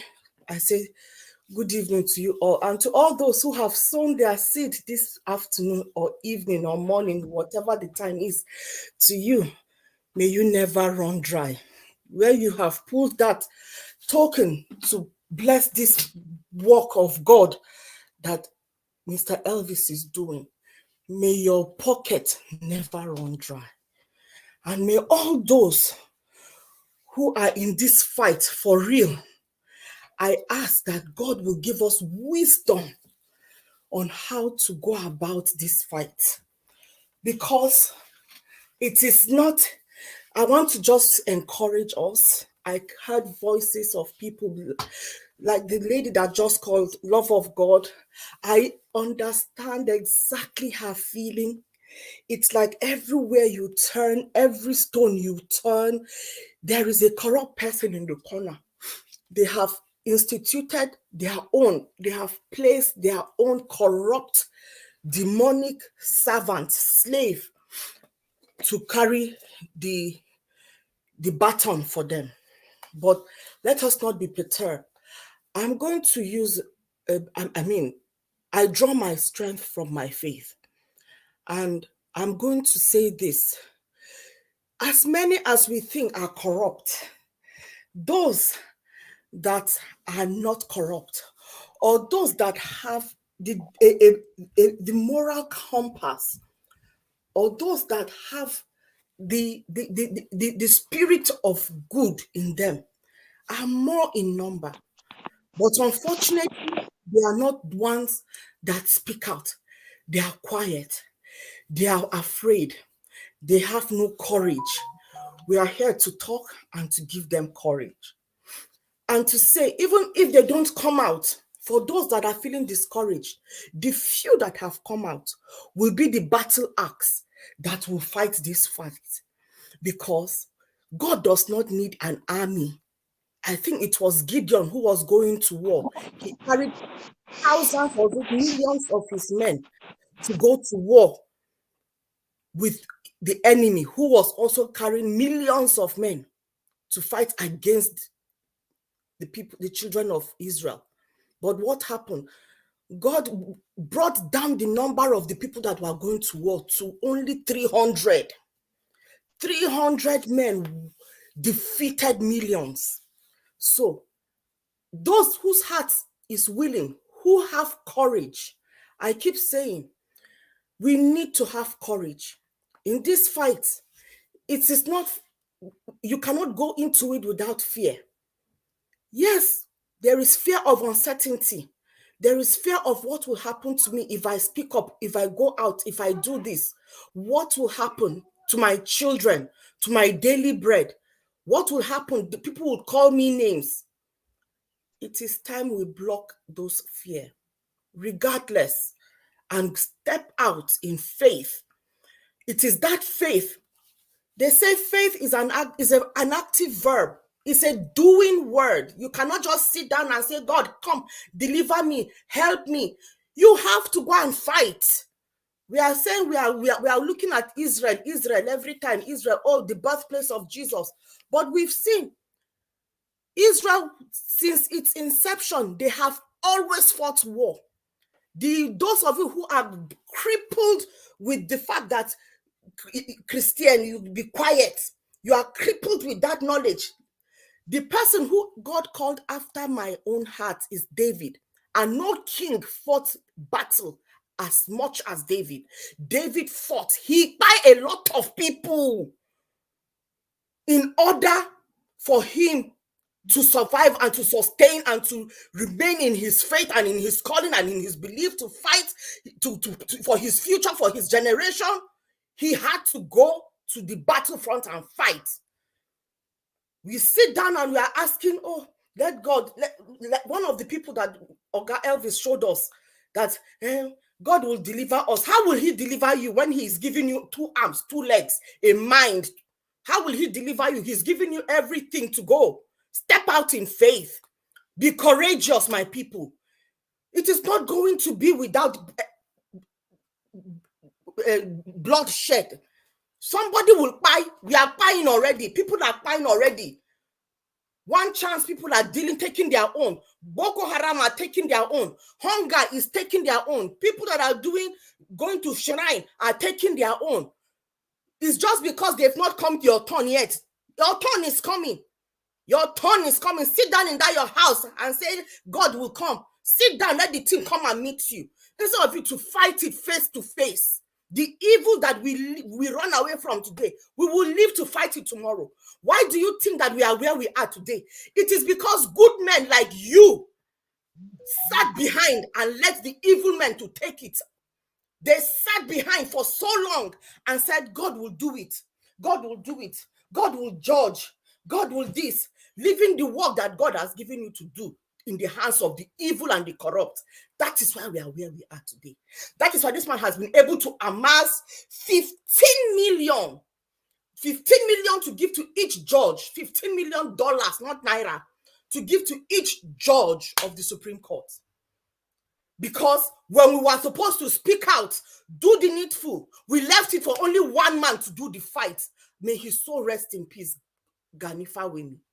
We left it to him. We left it to him to fight this institute. That then this man has not even built the institution of criminality that he has built now. Imagine if 2 or 3 or 4 people had backed Gani Fawehinmi. This man would have been out by now. We will not be fighting this demon right now. Right now, a lot of energy, a lot of power is required to uproot him because he has put his roots deep. We need to go deep. And we thank God that we are at a time like this where we are seeing what we call the deep fake. And we thank God that we are at a time like this where we are seeing what we call the deep. I can hear my voice, and I don't sound nice. I can hear my voice, and I don't sound nice. Please, can somebody mute their end? You know, this man he's deeply rooted his corruption deep into the fabric of our society.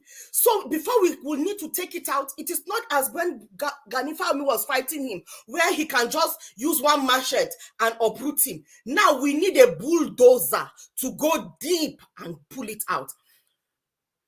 We cannot afford to be tired and be and cave in. Within your own word, don't be. Madam Helen said, like in Abuja, you can hear people talking in offices. Nobody is coming out. It's because Nigerians are looking for a leader. Nigerians are looking for somebody that will tell them what to do. Please, we don't need to wait for Oga Peter Obi to tell us what to do. But within your own small groups, organize yourselves. Organize yourselves. Those with the same moral, same value, those that are believing that this man is doing evil to us. Organize yourselves in those groups and strategize. Strategize. And then you link up with other groups in different locations. It might be, let me say, for example, in Abuja now, let us say Gwarimpa. Those that are living around Gwarimpa can organize themselves. Then we go to Nyanya. They should have cells. There should be cells around. That way we will feel strengthened.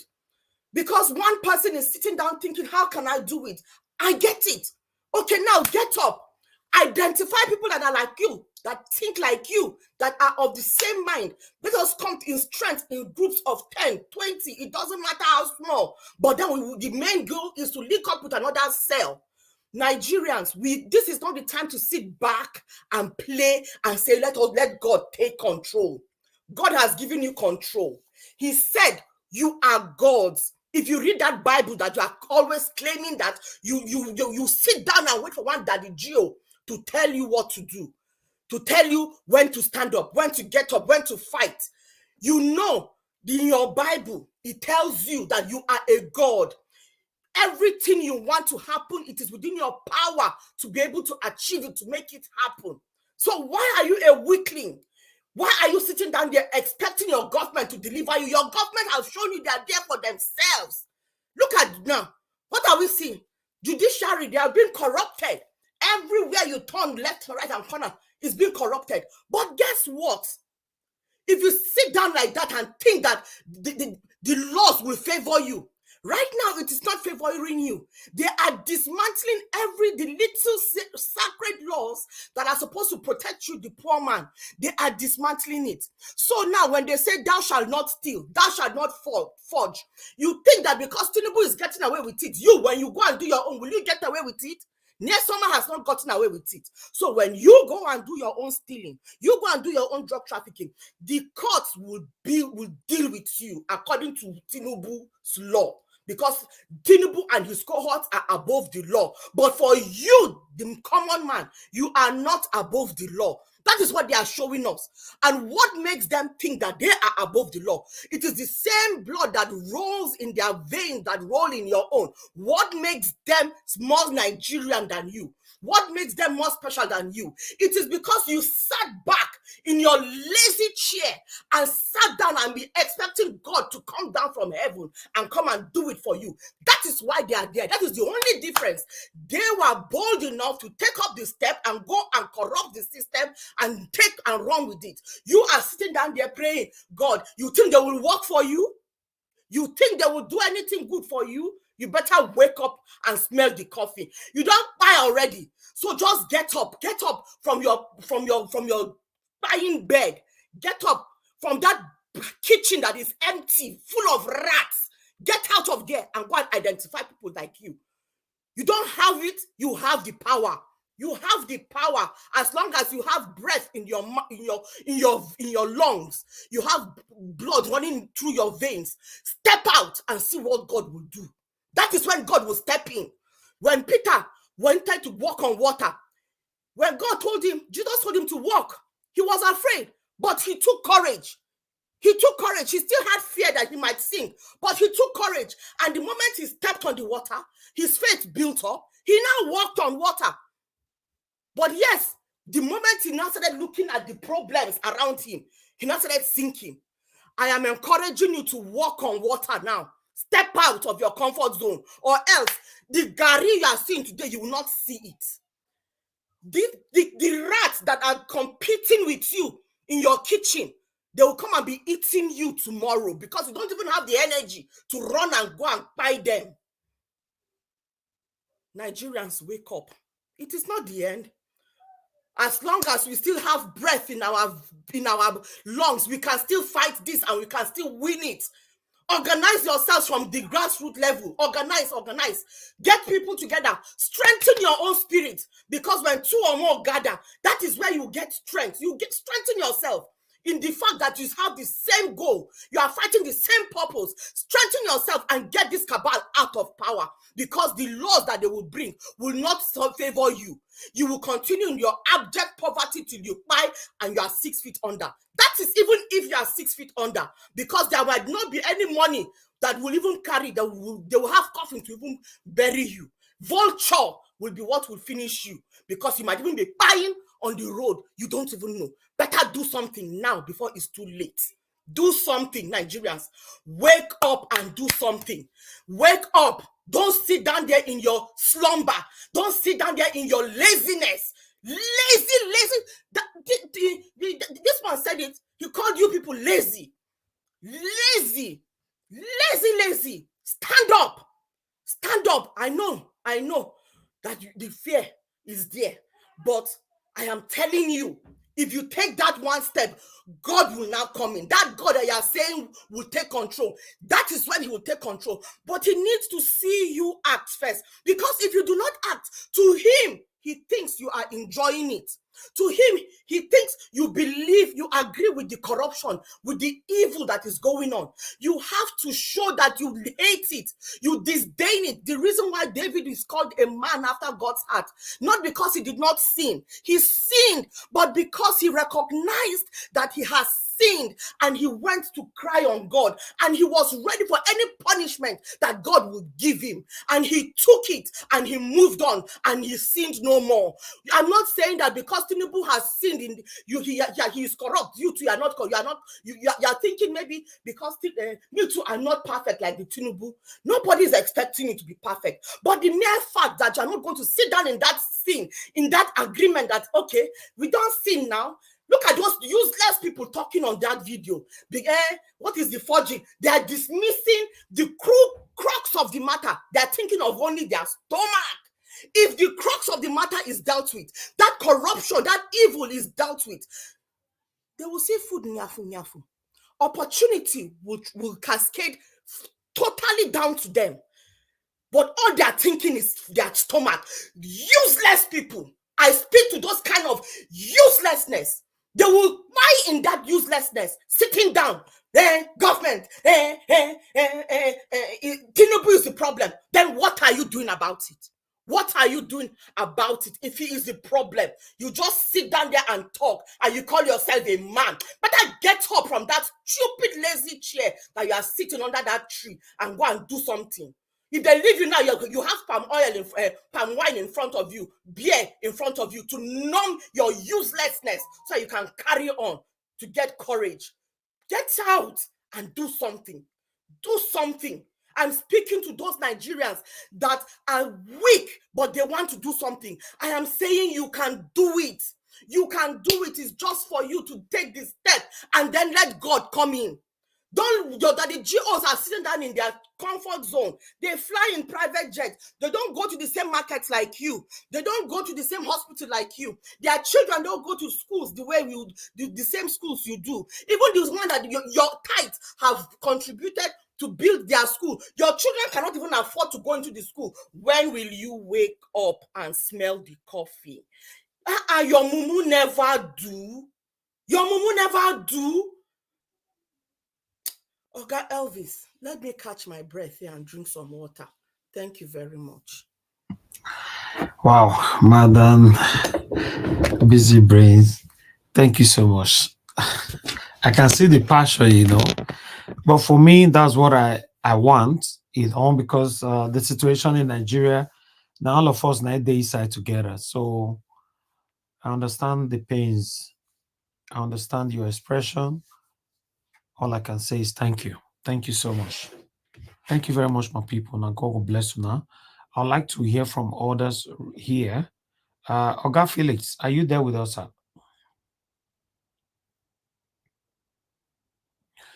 Okay, I'll come back to you since you're not available. Let me quickly go to Engineer Francis. Engineer Francis, can you hear me, sir?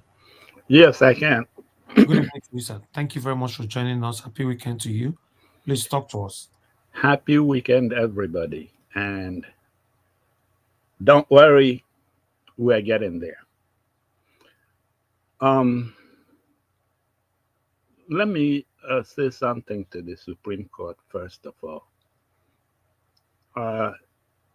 I hear a lot of the narratives from the APC guys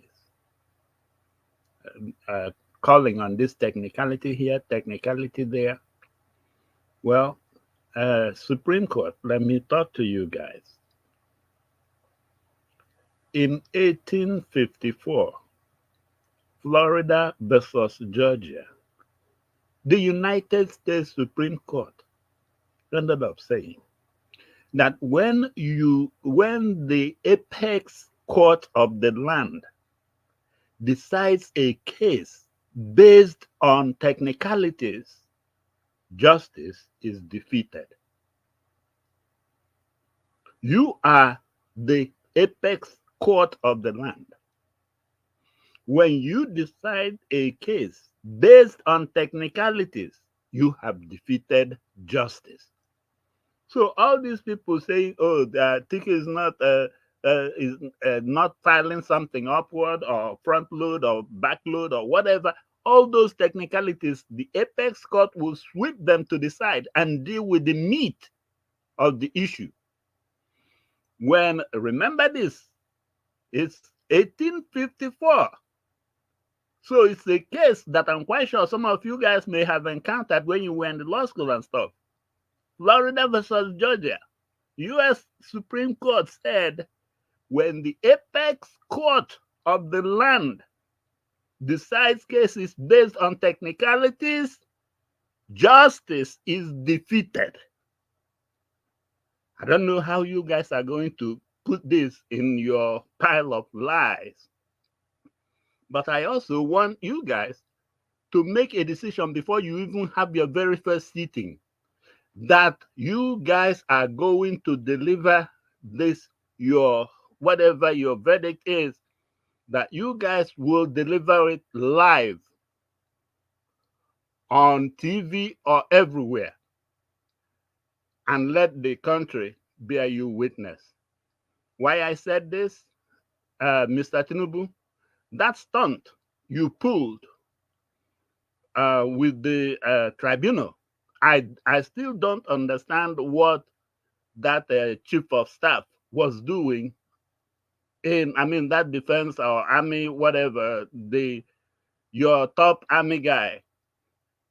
I don't still understand what he was doing in that courtroom that day. Whether he has his thing uh, under the table pointing at the justices so that they will be saying what he told them to say, or whether he's there to remind them that his guys have their people kidnapped or somewhere where they will buy them if they rule in the other way. Whatever it is, I'm not going to get into that. But the Supreme Court, you guys have to definitely be serious. If he has given you guys money and you know if you say no now, your end will be next day, fine. Pull a John McCain on them. You know John McCain, Senator John McCain here in the US? Pull a John McCain on him. Remember when Obama finished setting up this Obamacare, the Obama health care, and Trump came in. Trump wanted to dismantle the Obamacare, to pull it down and blah, blah, blah, because it covered everybody, people that have no money and people that had money. So Trump was whipping his, they were whipping the senators, and they felt they had the votes. On that day, guess the last senator that voted? That was Senator John McCain, and he planted it that way. He didn't want any body or anything to be done after he has voted. On that day, the votes were like waiting on one more vote, either in favor or against. On that day, John McCain walked up there and he lifted up his hand as if he was going to give them a thumbs up and then pointed it down and says no. That was John McCain. He pulled a fast one. That was how their attempt died. So nobody even talked about revoking Obamacare anymore. So justices, I'll tell you, take his money, in fact, ask him for more. 15 is too small. Ask him for 50. On that day, pull a John McCain on him. And let me tell you who you will be facing. Like right now, from what INEC says, he has 8.9 million Nigerians. So if you vote against him, you will be facing 8.9 million Nigerians. But guess what? On that day, when you put your thumbs down, you have more than 13 million. From Atiku, from Obi's camp combined, you have more support of Nigerians than they do. So I don't see why you should be afraid to carry out justice. I don't even see where you guys will hide if you want to pull a technicality as what you will hinge on to decide a case of this magnitude, because technicality will not work. It's not for the apex court of the land. Yeah, the lower courts can do that, but you will deal on the meat of the issue, the Constitution. And if the Constitution says bring one goat, whether the procedure says bring one goat through the window or bring one goat through the back door, those are technical issues. The point is you brought one goat. That's the Constitution. So all those areas where you guys try to bring policy and procedural issues and use it to make the Constitution moot, That is wrong. You guys know that. What are you expecting the kids of tomorrow to learn? I don't say go and fight hand to hand with Tinubu, take his money.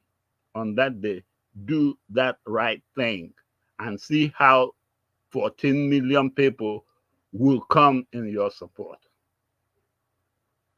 So, Nigerians, I don't know what else to say other than we have entered a one chance. And that one chance is that constitution that allows somebody to be sworn in when there's a big dispute going on who the winner of that office is. That's the one chance that the National Assembly just dealt us. Because that May 29, that date should not be do or die date. That date can be movable when the case is solved. That was why they put it in such a way that Buhari would have still been in there while this thing is being resolved. Now it's being resolved, but you have handed the mantle over to somebody who is a defendant. And what do you expect from him? He will do everything to make sure it doesn't work in your favor. Who will want to all of a sudden in the middle of the night to pack his things and say he's leaving without a ceremony? So Nigerians, we have been dealt a one chance by our National Assembly. As a matter of fact, to me, they are even the worst criminals in this because they go there and they still do what they are doing, but they are not seeing the chaos this thing they left us is causing.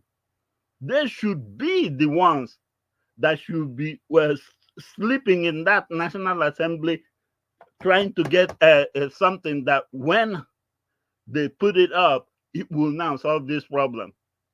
Now we are going to look at this, and then when this is passed, everybody will forget it that we still don't have a serious situation. That emperor we have is naked. So, guys, in the National Assembly, the emperor you give us is naked. That is not a constitution. Because you cannot tell me that you will swear in somebody and that person is still a defendant against you, and then you hand that somebody everything, knowing that that office is the office that controls the law enforcement, the police, the DSS, everybody. If you will leave that law the way it is, then make it in such a way that when that person is sworn in and he's still a defendant in a petition, make it in such a way that the powers of the control of the law enforcement, the police, the DSS, everybody will be handed over to the person that is opposing him. Do something. Don't give us this kind of nonsense you have. Who can exist in this kind of vacuum? The person that controls, and then he even controls the police instead of the Department of Justice. Department of Justice are the ones that will say, police, go and arrest Mr. A. And then they will send a message to the executive, to order the police to go do that. What kind of nonsense is that? It's supposed to be the judge is signing it, Bawai is going to the police and they are going to enforce that law. But you guys are doing things as if you guys are blind. You are not, because you guys visit here. You see how it works here. Very smooth. But you go, you think Nigeria is not worth it. Why? If Nigeria is not worth it, why then are you looking for any position in Nigerian government? What are you doing? Anyway, Supreme Court, you guys are the ones I will address in more details maybe later. But the big point is this, please. If your hands are tied, no problems. Play a John McCain on that day. But before you guys start, please make it known to us and write it on stone. However you guys write your final order, that that decision will be broadcast live to the whole nation. We don't want a situation where they will come and hear you first and be sure you dance to their tune before they can now release the press and say it's a gag order. They are already working on muting the social media. So just do that, so we will be right behind you. On that day, stand for justice. Help Nigeria. Nigeria has entered a one chance. And please, please, please, thank you.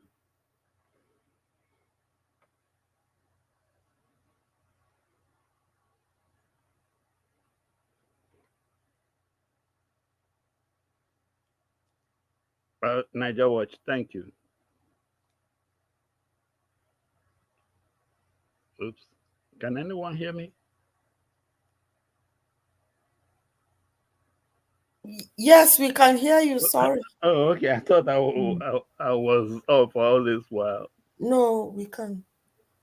It's a Niger Watch. Thank you. Can you hear me? Yeah. Yes, we can hear you now. Okay, thank you. Thank you very much. Engineer Francis, thank you, sir. God bless you. Thanks for your wonderful submission. All right.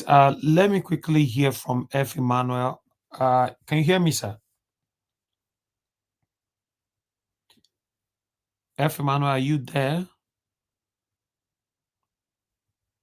Okay. F. Emmanuel is not available right now. And Oga Felix, you're not available as well. Okay. Let me quickly take this here so that I can call on those of you that have spoken before, but let's take this together quickly. I have a couple of things to take here. Currently, right now, even South Africa, what is happening there concerning Nigerians. Let me quickly put this on screen. Bear with me, my people. Please press on the like button, my people. We're going to be having our final submission shortly after this presentation.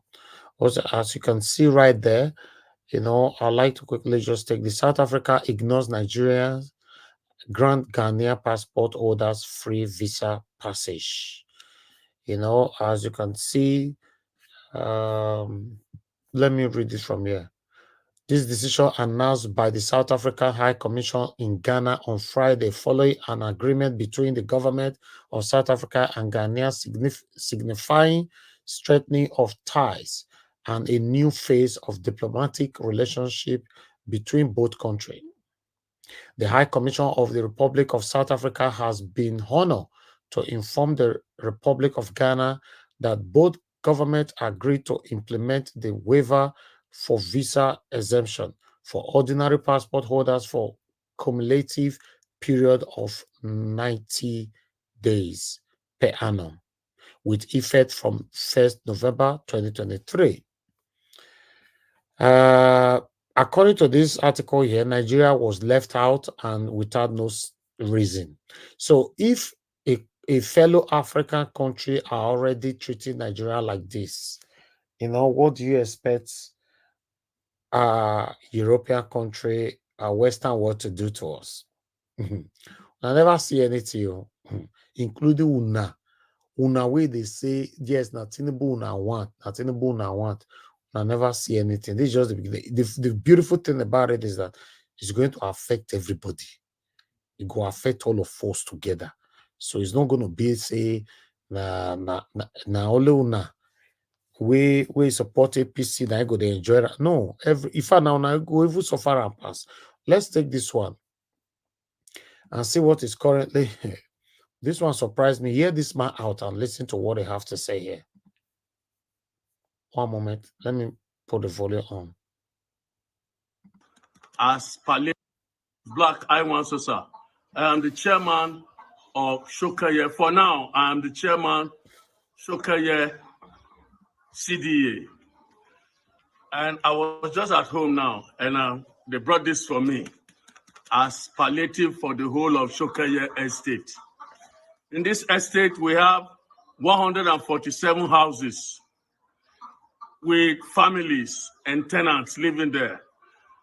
I'm confused now. I don't know how to share this for 147 households in Shokaya Estate.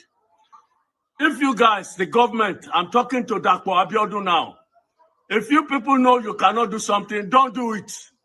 We are not hungry. We are not beggars. So we don't need your rice as palliative. This is not even one bag. This is not up to an eighth of a bag of rice.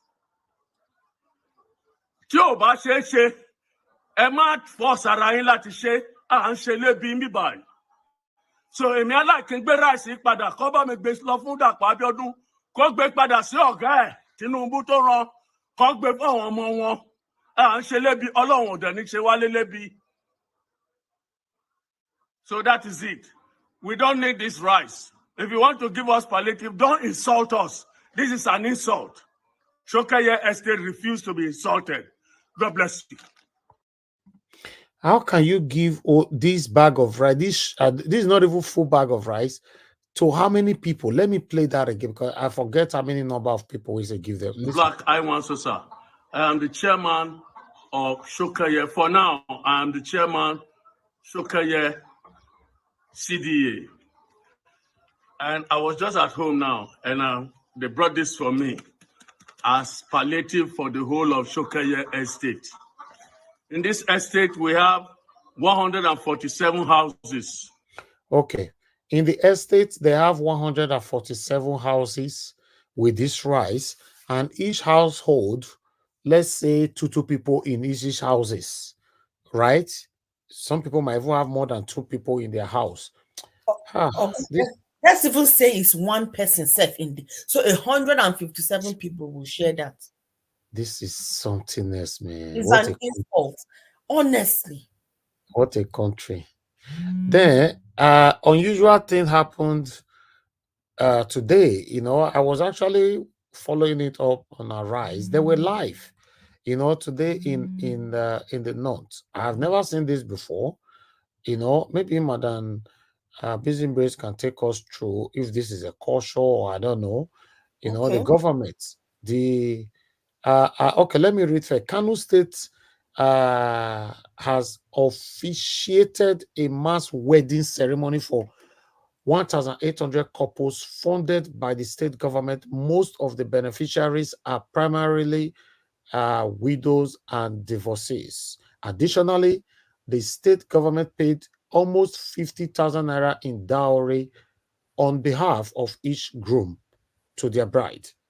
As part of this mass wedding plan, the couples were also given a bed, bedding, food, clothes, with the couples required to repay the gift to the state government in case of divorce. So now look at this, my people. I have never seen this before. It's not a northern thing. I beg, I've never heard it. It's politics. Okay. It's them playing politics. Okay, let me finish. Will marry them. Okay. You can see now, these are the brides. They tag all of them. I never see this kind. Me never hear them before. Which these are the grooms. By force, by fire, by force, and I must marry each other. I never see this kind of thing for my entire life before.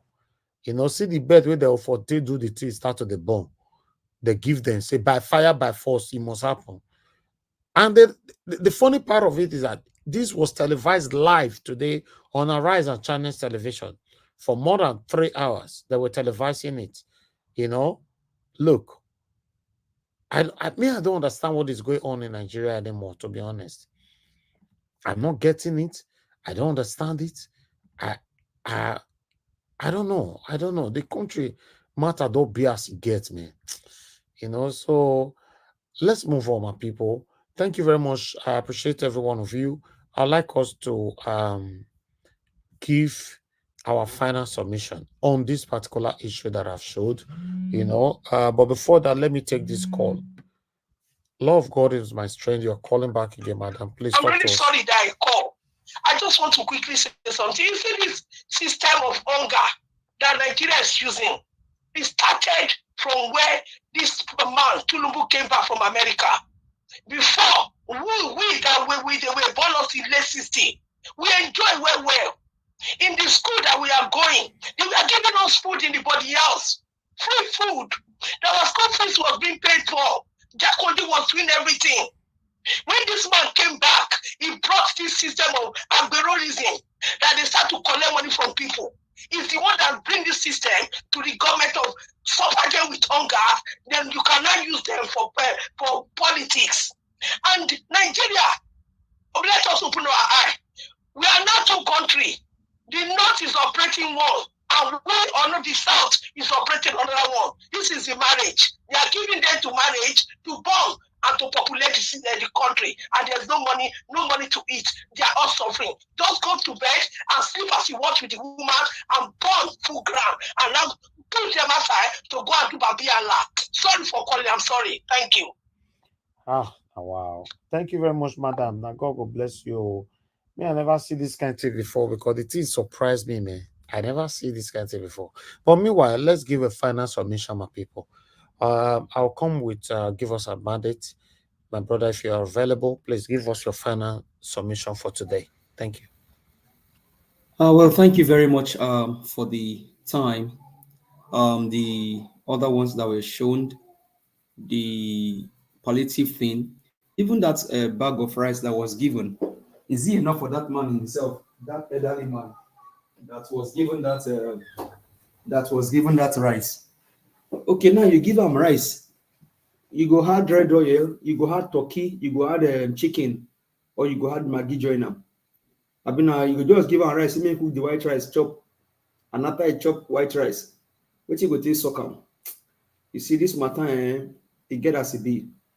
These guys, they lack clue, they lack the willpower to change things. They don't understand governance. Governance is beyond giving one bag of rice and to a set of over 100 people, how many people to share. How they want to share them? Okay, every family will get one cup of rice and go cook them. Maybe as a cook, they will press rice swell up, because I don't understand what this when they do.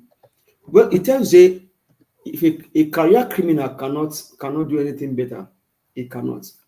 Then for the one of the marriage, I think like Lord of God is my student said, their intention is to continue to give birth and then populate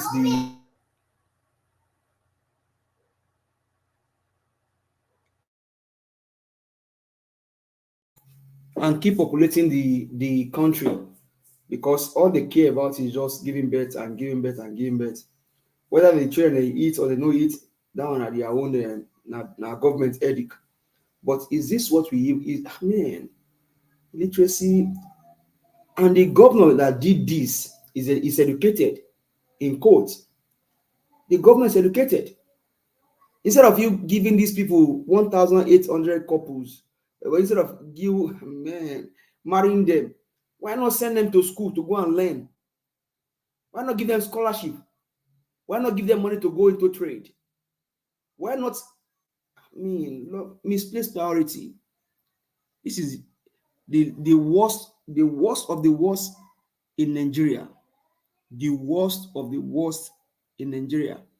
And I'm just hoping that Nigerians take the bull by the horn and we take this country out of the hand of these people. Then we now come to South Africa saying that that is the effect of a bad head, because when the head is corrupt, what do you expect? The old people go suffer, and that is the effect of what is happening now. Tinubu is a drug baron, certificate forger, pager, liar, and the people they say, we no go fit allow it from this country to come our country because they are number one man na pager, na liar, na certificate forger. So we have to shut our country against them. So that's what they did. I'll just leave my own for here for now, but hopefully we get things right and then we start doing the right thing for our country. But we are not going anywhere until the wrong is right and corrected. Peter Obi gets his mandate and then we get our country back. Thank you very much, everyone. Have a blessed weekend. Thank you. Give us a mandate, my brother. God bless you. Have a blessed weekend too. Hopefully we'll continue from where we stop. Thank you. Mr. Chuksubi Weze, please give us your final submission on what we've presented and affiliate it with its current situation in Nigeria. Thank you. Yeah, thank you, Mr. Elvis. Once again, this is where we Nigerians should be consigned. The arrogance, the impunity of these people.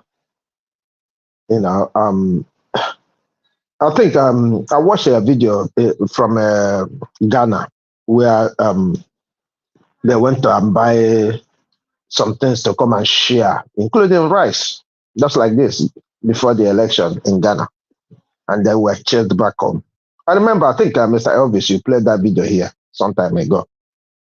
So this is the height of insult. And this, if you go to that street now, there's no way you're not going to find somebody who is supporting this same evil. And they bring the rice. Imagine 100 and for something houses, right? And that rice should be okay for them. And that is exactly why we talk. When we talk, that we need to be serious against these people. Many of them don't understand. Imagine that man in the earlier video who was saying it doesn't concern him and all that. And they brought this to him. Because his worry is how to feed himself for the day. He is going to collect it. He is going to complain. Just like the elderly man who was complaining. It is the height of wickedness. And if this don't pain Nigerians to come out, I don't know what else will pain them. I don't know what else will pain them to come out. Because you see this simple thing that happened is telling each and every one of them that every single day, the value of the life you live in Nigeria keep depreciating. You see the same way, the speed, the Naira is depreciating against other currencies. That is exactly how life of Nigerians are depreciating. Make no mistake. In the past, they would have given you more than that. Just think about it. They would have given you more than that. But right now, even though that money is stealing money, they're still keeping it away from you. That is to show you the kind of wickedness these people have in their hearts. How can you even dare call five buildings to give them one bag of rice as a kind of palliative? Is it that you just came back from abroad or you came back from town to meet people in the village and you say, oh, I brought some, one bag of rice. Mom, can you share it to these, villagers? I think that is what they think they're doing. They forget this is the wealth of the people. And you are giving them, they could have lined them up like the Almajiris, and start giving it to them. And that goes back to exactly what I said earlier. The Almajiris, they don't even know what they're doing because they didn't know any other kind of life. They were born, they were told this is how you're gonna, continue until you become a certain age. That is exactly what is happening. So whenever they want to do something wrong, they do it as culture. If Nigerians allow this to go by, this will become our culture. That if we make noise, they come and share whatever we give to you guys, and they have to be food now because we realize that food is your problem, and they will continue to do that. Please, I'm still begging. Let us use all these incidents as an eye-opener. I remember when I was saying, do not vote for this man, not even one vote. Because if you vote for him, you're not going to see him. He's not going to speak to you. What are we seeing today? But Mr. Chuk, this guy was not voted for. They rigged the election. No, I'm saying even one person Even if it is one person who voted for this man, it's a crime. It is a crime because you and I knew. What is that? Charger. You and I knew you're gonna. That is exactly what you're gonna get, and we continue to allow them to do that. So it is not his fault, but our fault because that man don't supposed to have not even a single vote. And I was saying it that time. Please. I think it's his fault because he rigged the election. Yeah, I know. He induced Mahmoud Yakub. Mahmoud Yakub allowed himself to be induced. This guy did not. Okay, Peter Obi's vote in River State. Every of Peter Obi's vote was changed for Tinubu now. In Lagos State, Peter Obi had over 1 million votes. They reduced it. Well, yeah, you are right in one way, but like I said, we need to do something now. We need to take courage from this very last video Mr. Elvis played. That video is disturbing to me. That video is very, very worrisome. Because if they can reduce us to this, then we'll have a serious problem in our hands. I hear here, Mr. Elvis. Have a good weekend, everyone.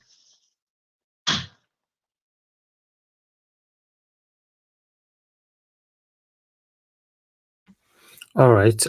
Thank you very much, Mr. Chukwu. Thanks for your submission. Thanks for coming around. God bless you. All right. Let me hear from. Let's see if. Okay, let me come back to Madam Busy Brains again. Madam Busy Brains, we're rounding up now. So your final submission, ma. Thank you.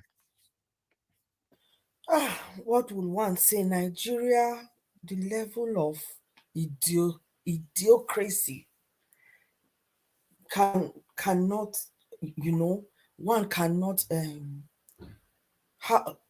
one's mind, the brain cannot fathom how Nigerians think. Imagine how much that look at marrying for 1,800 and something people. That is a couple now, not individual, not the couple. It is a 1,800 couples. So multiply that by 2. That is almost 4,000 people that got married. That the government got involved in getting them married and have given them warning if they are going to separate, they will pay back. So basically, they gave people loan to go and get married. What about loan to do business? Loan to go and farm? Loan to do something productive? But it is loan to go and get married and produce children that the state cannot get. Madam Busy Brain. Yes, sir. They want to keep the men and women busy so that they don't think they have a problem. That is true. Imagine that kind of archaic, stupid idea. And the man that came out, is it not the one that was that stole it from NNPP? That looked like a decent human being. That is why they say looks are deceptive.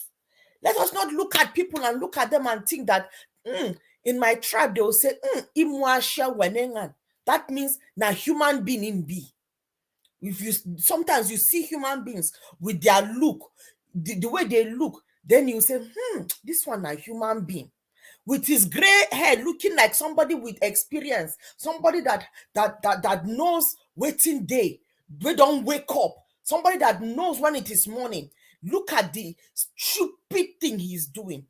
No ideas. That is the first thing he's doing in his 3 months, 4 months. How long has he been in government?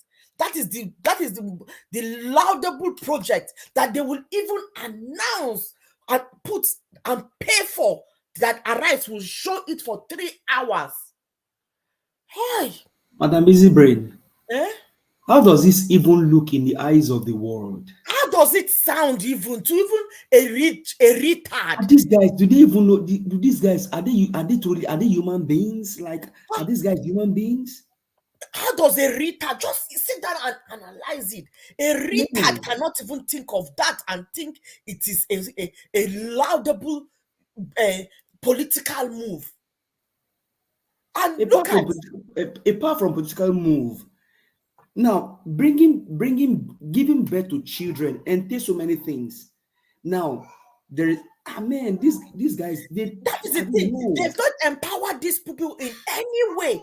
Instead, they are telling them to go and procreate. So now those 1,800 couple will have maybe let's say two children. That is a minimum. But the way you see them, these people love these bedmatics. So they will be giving birth like rats, and they cannot train them. Then they will now unleash these children to Babina Allah. It is so sad. It is so sad that these are the caliber of people that are coming into the helm of affairs. Just imagine. And the person that put him is the thief. The thief that is stealing money and putting it in Babariga. Imagine. What does he know? Look at his face. The criminal, demonic face of a stark illiterate.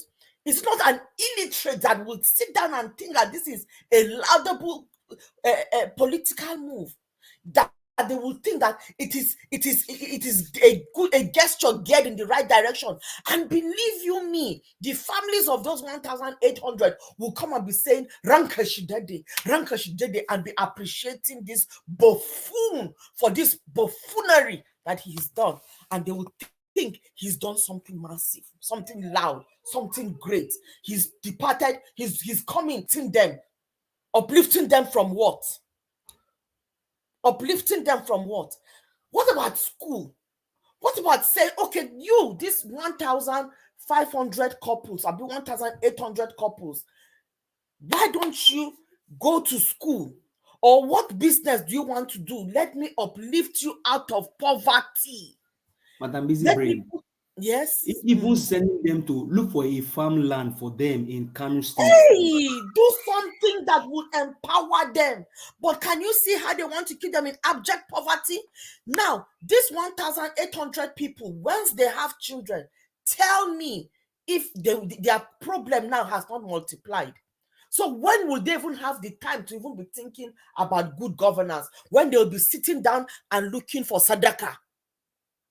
You see, the lifestyle of the northern elite is feudal.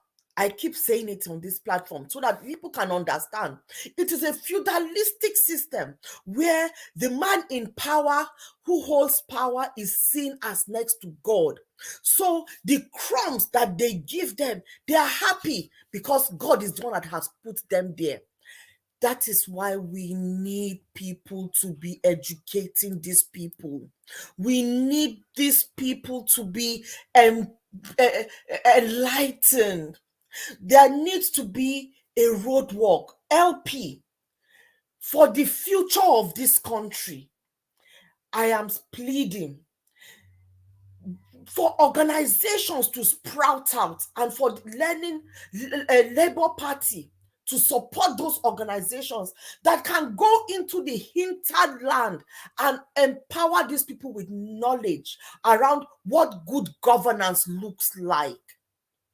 You see, BBC is doing a great disservice to the people of the far north. So my Nigerians, please, when you are angry with the far north for not joining in, they have been enslaved over years and years of misinformation, manipulation, and subjugation and oppression because of the kind of information that is tailored towards them. They continue to tailor information that will keep them enslaved. Propaganda is what they share to them. These Hausa people, they know propaganda proper because they have been soaking up on propaganda. All these transistor radio that you see, in each, they don't have bicycle. They might have hoe, but they must have radio. We call it radio genie, or radio by wire, or however they even used to call it, you know. that is next to life for them, because they so much trust the information that they hear on that transistor radio. And who is giving them that information is BBC. Hausa BBC. Before BBC became BBC English, BBC Pidgin, BBC Yoruba, BBC Igbo, there was BBC Hausa way back, the time of independence. So they have indoctrinated people.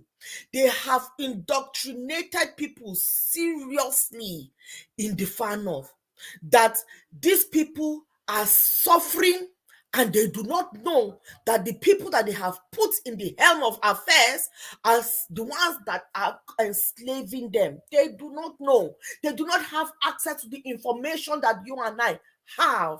That is why they are still looking. They doctor the information and condition them to continue accepting the narrative that the so-called demonic cabal want.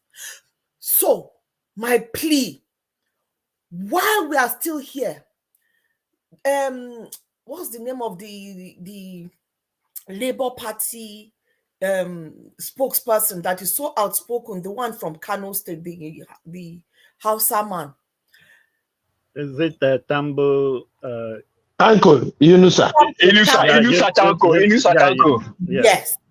You see, they need to identify organizations that will go into all this and turn and change the narrative. They need to go to all these grassroots and change it, and people will run with it. There are people that they will identify that will do this grassroots work. Nobody is telling them to turn away from Allah. No, Allah does not want you to be suffering like this. The people that are in Saudi Arabia, they don't even, it's foreigners that come and clean their streets. They are living in abject luxury. They go to Saudi Arabia themselves now, do Hajj. They see how they live the life there. They don't beg, they are not in abject poverty. So Allah does not want that for them. They need to understand that their leaders are the ones that are keeping them and are raping their children, and are buying them left, right, and center, bringing Boko Haram to come and finish them. What kind of a suggestion is it that you will bring, you marry for people? How, where do we want to even start with this one now? We are talking of problem, then this one is not creating more problem. Is it not creating problem? Hey!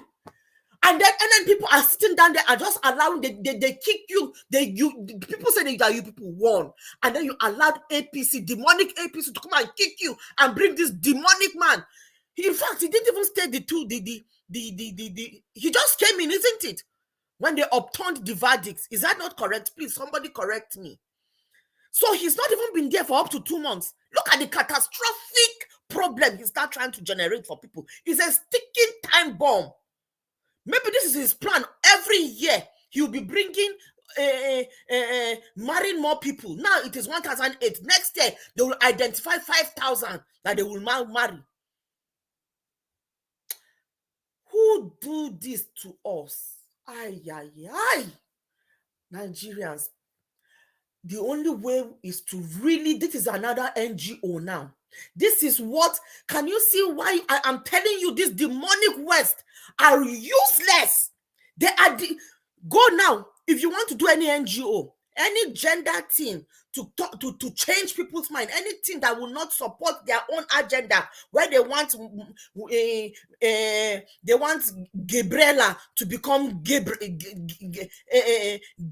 want to just infiltrate Gabrielas in our country. If it is not a Gabriela agenda, they will not sponsor the NGOs. We need NGOs that will go in there and educate these people, that will empower them with good governance. If these people have any good and meaningful plans for us, they will not be. These are the kind of projects they should be earmarking.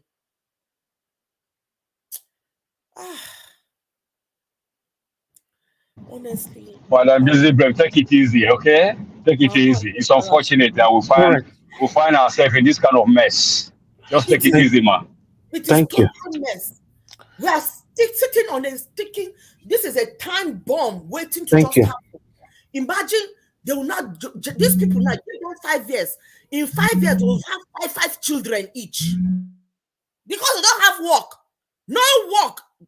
They've even given them equipment, which is a bed, to do the main work, bedmatics.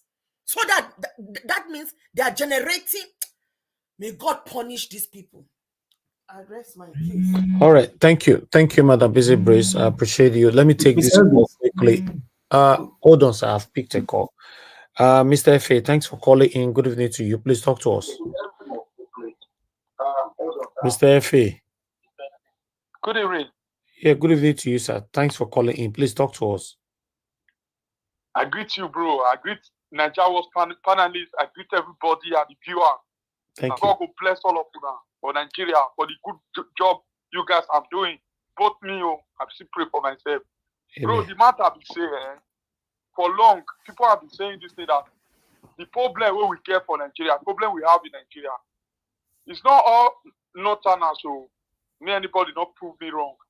But the northerners, the problem we have in Nigeria, they have been saying this thing. They take, you see all those northern leaders, they take northern youth like zombie. I don't see now the thing don't they open, it don't they open to everybody now. How can you group some people to come and marry? Oh, for this 21st century? I don't understand. So it get the TV. This northern, most of them, not all of them, most of them, they take Nigeria back forward. You understand me? Because when I see this video, I don't see I see so. The thing I was so shocked. I wet when I see her. You understand me, so bro? Because the thing enough of all those nonsense where they do for that note. Now they be our problem. Most of the problem we will get for Nigeria. You understand me? So those people, their mentality is very low. They don't have their mentality is very low. You understand? Because if Northern they behave like this, tell me where would they go? So Mr. Fa, if you said the Northerners now be your problem, Tinubu not because the last time I checked, Tinubu not be Northerner, being a Northerner. Good. Tinubu not be Northerner. This interview is a show this evening. Well, all those guys, when that young lady they interviewed them, though she not show her face. Who be all those people? Just because of the the ideology they have, because it's Muslim. Those people, they don't cook them.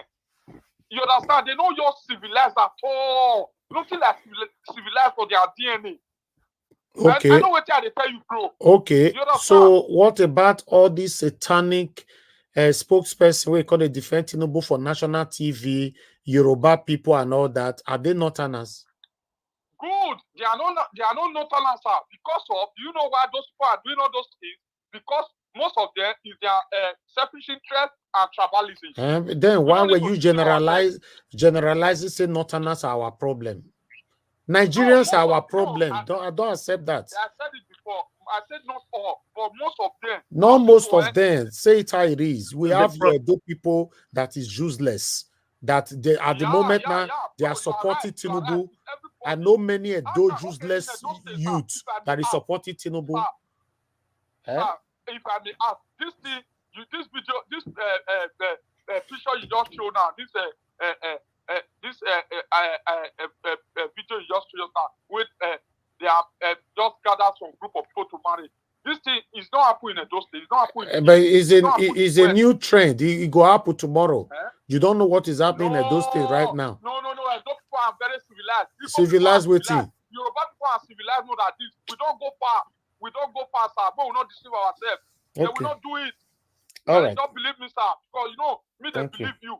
Those people, they just think they back. They need to wake up. Waiting. Thank you. Where religion go take us go. Okay, we will don't wake up, but we have Tinubunko. Is it better to wake up and have Tinubu or to wake up and have them like that? All right. Yes, Tinubu. Thank you. Tinubu, Please, it's everybody, just hold on. of Somebody's still talking. because of he have money. He think money will drive the whole Nigeria. And this thing, the way this thing is going, where this thing is going to now, it will be a time, Tinubu himself, even inside now, he don't regret himself. He don't regret him, man. What did they do so? How can only one person is a bring disgrace to the whole country? Oh my God, what did they happen? And they change for here now, here in Europe, we know they talk saying that Nigeria will perform.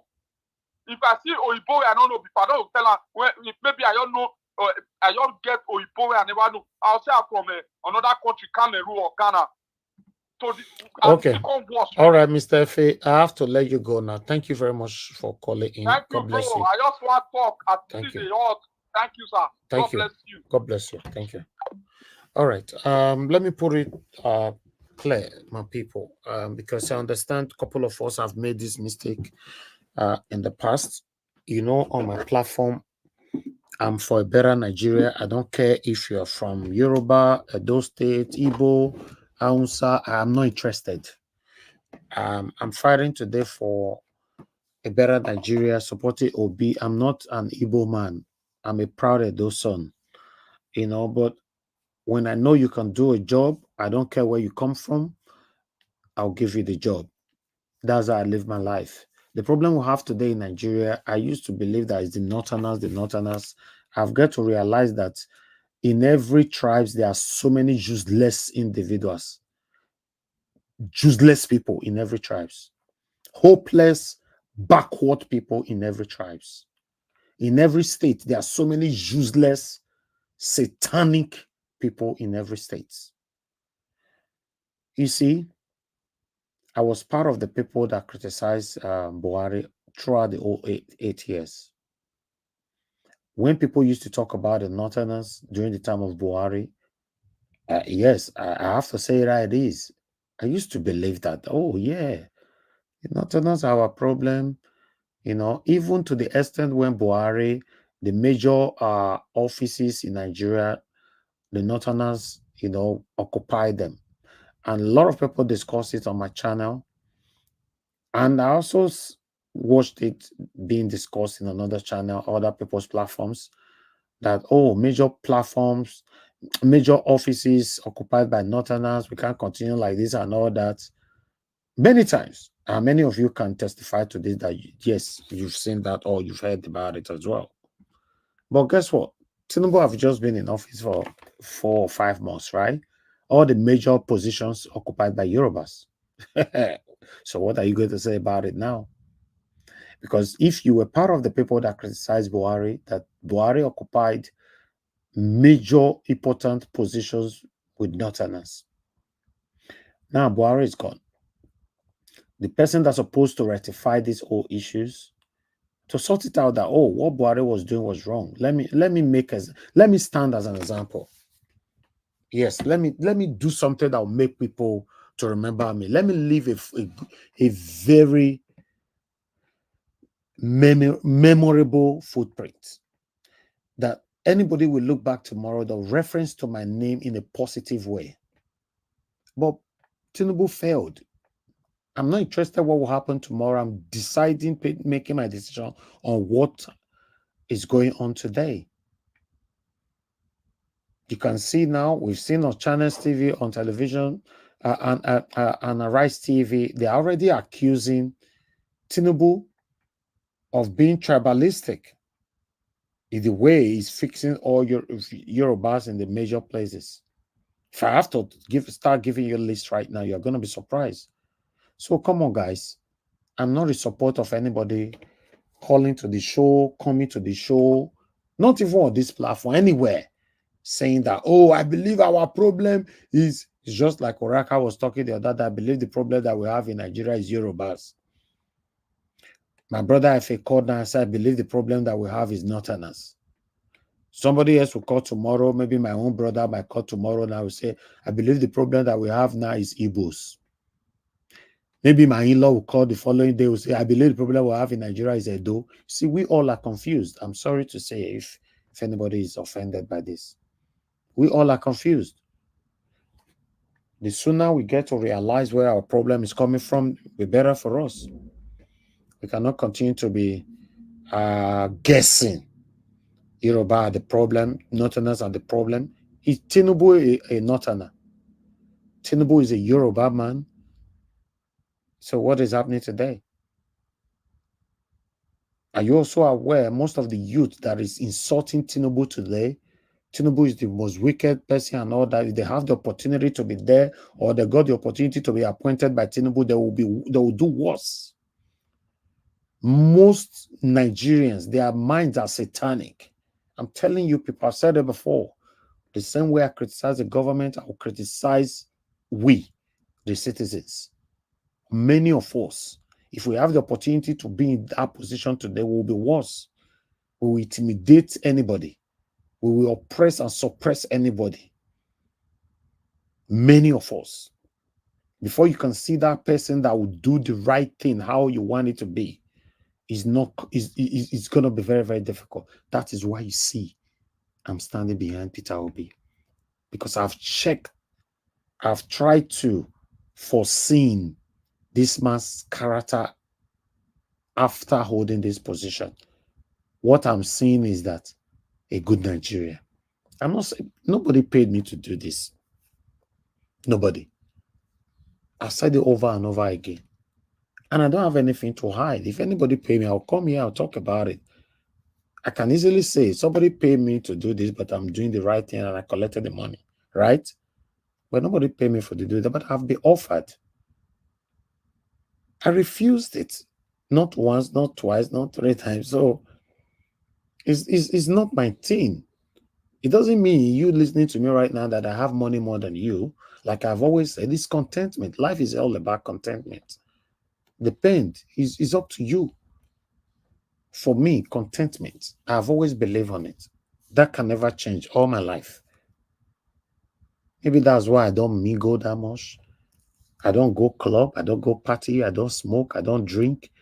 You won't see me anywhere. Contentment. I'm just happy. If now what I get with me, I'm good. I'm happy. Because this lack of contentment is why we all are where we are today in Nigeria. And many of us that is complaining over Tinubu and previous past satanic government, or maybe prospective satanic government, I rebuke that. That shouldn't happen to us again. If you that is complaining about and got the opportunity to be there, you do worse. Okay, what about the youth that we have right now? Some of the youth we have in government, what are they doing? Tell me, how many youth can you actually speak positively about right now that is doing the right thing for you and I? How many? I'm telling you, a country where people's mindset have been captured in a satanic way, a country where you see the youth are justifying and embracing satanism, justifying Yahoo, internet fraudster, other words. You see the youth justifying it. I commented on a platform a couple of days ago criticizing Yahoo people. They insulted the hell out of they abused the hell out of me. Yahoo boy, they packed under my comments. They went to my page. The first thing they said, oh, say you will be Yahoo. Now don't graduate from Yahoo. Now this is that. Look your car. Look how you dress. Look at this. Because that is the only mindset that many of us have in Nigeria, that you can never be living a good life except you engage in fraudulent activities. And once you have somebody in your family that have that kind of mindset, maybe you visit Nigeria, you tell your brother, my brother, focus on your business. God will bless you one day and all that. Maybe you now responded by saying, sister, brother, forget it. This one I just for daily bread. Person not feel better with this one. Person not feel better. May God your do and say, may we touch 1 or 2 things, may we better. Anytime you see a brother or a friend or anybody close to you mention things like that, run away from them. Because obviously they have cost their future. The reality, they will never, ever amount to something in that thing they are doing. And have it in mind, if you don't run from them, whenever they have the opportunity to become that thing they want to become, they will use you first as for a ritual. You, now you will still say you know one run for now. You the fair use as a ritual. Just for ritual. The country is messed up. Okay, are you going to tell me right now, saying that Tinubu, now you say made Nigerian youth get that mindset? This is the first time Tinubu is holding a number one seat. You know, he's only there, if I'm not mistaken, he's there for the past 4 months now, or 5 months. The time he was a governor, are you telling me Tinubu influenced all the youth in Nigeria? He was only a governor in the state. So I say things how it is. I blame Tinubu because he ringed the election. If he did not ring the election, if he was minding his business, I will not have anything to talk about Tinubu. That's it. I don't hate anybody. I don't want anybody to hide under my platform too. Because you hate somebody already, you now be pouring the hatred. Let's face the matter at hand. Tinubu ringed the election. Tinubu is as we speak right now, is unconstitutional president. Tinubu a certificate and all that is being questionable. Yes, fine. That one will make sense. Say your fair hate time before and all that. I'm not part of it. I don't dare. The only person I've spent time to really check his history is Mr. Peter Obi. If I started supporting him, I don't follow the crowd. I don't conform. When I was in university, no, when I was in college, that's when I get to know that conformity is the biggest problem that many citizens, especially Nigerians, are facing today. Conformity. Everybody chook head, go where everybody go. I don't do that. I'm sorry. Maybe that's why in most cases I stand alone. So please, in rounding up my speech, I'm not a supporter of anybody blaming any kind of tribe in Nigeria. The sooner you know that the problem we have in Nigeria is caused by all the tribes in Nigeria, will be better for you. All of them are part of the government. We have satanic Edo people that is part of Tinubu's government right now. So are you going to blame only the Yorubas? What about other tribes that is under him lying and coming to television all the time to lie and lie and lie and lie? Even when they are caught with their lies, they use another lie to cover up. We have satanic, shameless Edo youth that is telling all these satanic people, my leader, my chair, my leader, like Agberus. How can a university graduate with a degree who be talking like a tout? My chair, leader, la leader there, la leader there. I don't know how they talk. Shameless youths. Why is it difficult for we to know people that is clamoring for their selfish interest rather than pretentiously displaying care for the people? Like, oh, no, I'm fighting for the people. I'm fighting for the people. You see, what I'm doing here, any money I make from my YouTube or anybody super chat me is mine. I will proudly take it. I will enjoy it. Because I'm putting in the work, one. Then two, I'm doing the right thing. I have a conscience, for Christ's sake. Every single satanic parties in Nigeria, including Labour Party, all of them are satanic. All of them already know that Mr. Elvis can never be bought. In case you're not aware, it's because of Peter Obi with they mention Labour Party here. In case you're not aware. Peter Obi, if maybe they see an independent candidate, I believe that would have been much better. I don't know if there's anything like that. All these people, all of them. I mentioned something yesterday because of the selfishness, wickedness that we all are displaying amongst ourselves. That's why we are not moving forward. Just because Peter Obi moved to Labour Party, they will not start seeing witches and wizards for inside Labour Party. Do you see me mention Labour Party that much here? I only mention Labour Party during the time of the campaign because that's the only thing I cannot be telling people vote for Peter Obi, vote for Peter Obi. I need to mention the party that is going to get his victory from. After that, they will say, yeah, that's satanic, or these satanic parties in my mouth. All of them are satanic. Are you coming here to tell me about politics? I was born inside politics. As I speak to you right now, my dad is a chieftain of PDP. My dad are one of the people that make decisions in the state before anything will happen. Governor Obaseki had a meeting with my dad just 4 days ago here. I don't like talking about myself. But I've let you guys know that right from time that PDP and APC are satanic people that put you and I where we are today. So are you going to come here to blame me because of my dad? You cannot. You must blame me by my own footstep. You want to blame me because my dad is a chieftain in PDP?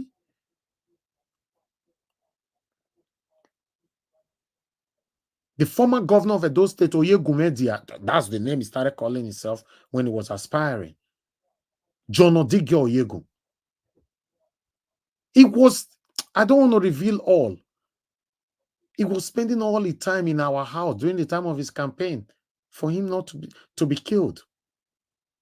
So this one, a person who they eat together, gist in the evening, tell us story in the evening. You want us to go there? What do you want to tell me about politics? The same satanic PDP that used to be SDP? Is that what you want to tell me? Or you want to tell me the time of Saraki, the father of Bukhara Saraki, the former Senate president, Papa, when Papa was contesting to become the president of Nigeria? If you want, I will reveal more if you want me to talk, to tell you more about myself. So when I speak, you should know that they've told me to stop. I will reveal things to you guys. You guys will be surprised that I'm not here. I know everything. Before I came out to say no, now Peter Obi, I want support. Do you know a lot of enemies I accumulated around myself? Do you know the problem that I created around myself, both friends and families? What are you talking about? The sooner you know that all the parties in Nigeria are all satanic, all of them. If you want to vote for somebody, follow the person, not the party. But if you want to follow person because party presented somebody, now this party I they support because they have presented somebody, I must support the person, then you will continue to make mistake. If they don't give Peter Obi this position, we will continue. In fact, most Nigerians, I don't want to generalize, most Nigerians will continue to suffer. I'm telling you guys. Do you know how many police officers that are suffering today? Do you know how many armies that are suffering today? Do you know how many of them that have lost their lives, that their wives are suffering? The government failed to look after them. What is our problem? So we think saying Yoruba, Hausa, Yedo, Igbo, might be our problem, right? Now, I don't understand. We are also the problem of ourselves. Me, I'm even asking myself, I don't even... let me stop here. Thank you very much, my people. Let me stop here. Let me call on Mr. Emmanuel. Are you still with us? Mr. Emmanuel left. Let me call on Mr. Edwin also left because Mr. Edwin, you are there, but you are halfway. Your mic is turned off, so there's no way we can call you again. You know, your device, I mean, is turned off. Okay, let me call on Engineer Francis. Engineer Francis, thank you very much. Give us a final submission. God bless you. Thank you very much for this particular opportunity. And Elvis, like when you were talking, something crossed my mind. You know, the way Chinua Achebe described the Nigerian Civil War, it's like I started thinking back to that time. He said that the war was based on economic opportunism, which is all this trying to buy people with money and stuff. It was also based on political irredendism, which is exactly what we have right now everywhere. And then there are two parts that he also pointed out. religious fanaticism. And then the last one is tribal parochialism, which is exactly what you were. It's like when you were talking, I'm like, wow, did this guy is he reciting Chinua? Because but those were the conditions that he was able to uh, point out, and those are the conditions we have here right now. Tinubu, please don't send Nigeria into a spiral spin. And the Supreme Court, please don't put Nigerians into this one chance. And I will refer you again to Florida versus Georgia, the U.S. Supreme Court in 1854. They pointed out that for the Supreme Court of the land, that deciding cases based on technicalities is a defeat for justice. So if it's good for the goose, it has to be good for the gander. If it's good for the US and it's been guiding them, at least we have since 1854 when they started, when they pronounced that, it's been doing well for them. It's got to be good for Nigeria too. Having said that, Supreme Court, when did Abuja become a state? That it should be accorded 25% and bunched in the same basket with the other states. What was the consideration? What was discussed that time when Abuja was given that 25%? Are you going to rewrite that constitution? Or are you going to go into some technicalities like the appellate court, the tribunal? Okay, let's put that on the side. Forged certificate. We don't care whether he went to the school, whether he got a PhD. The Constitution says forged. The document he submitted was forged. That's it. So whether he got 200 PhDs that are even better than this one, but he submitted a school cert that is forged, that defeats all the PhDs. There's nothing like technicality that you guys are going to look into. Then this one it's been bothering me, but I've been trying to see if I can get more information on it. How about his dual citizenship? Has he denounced his Guinea citizenship?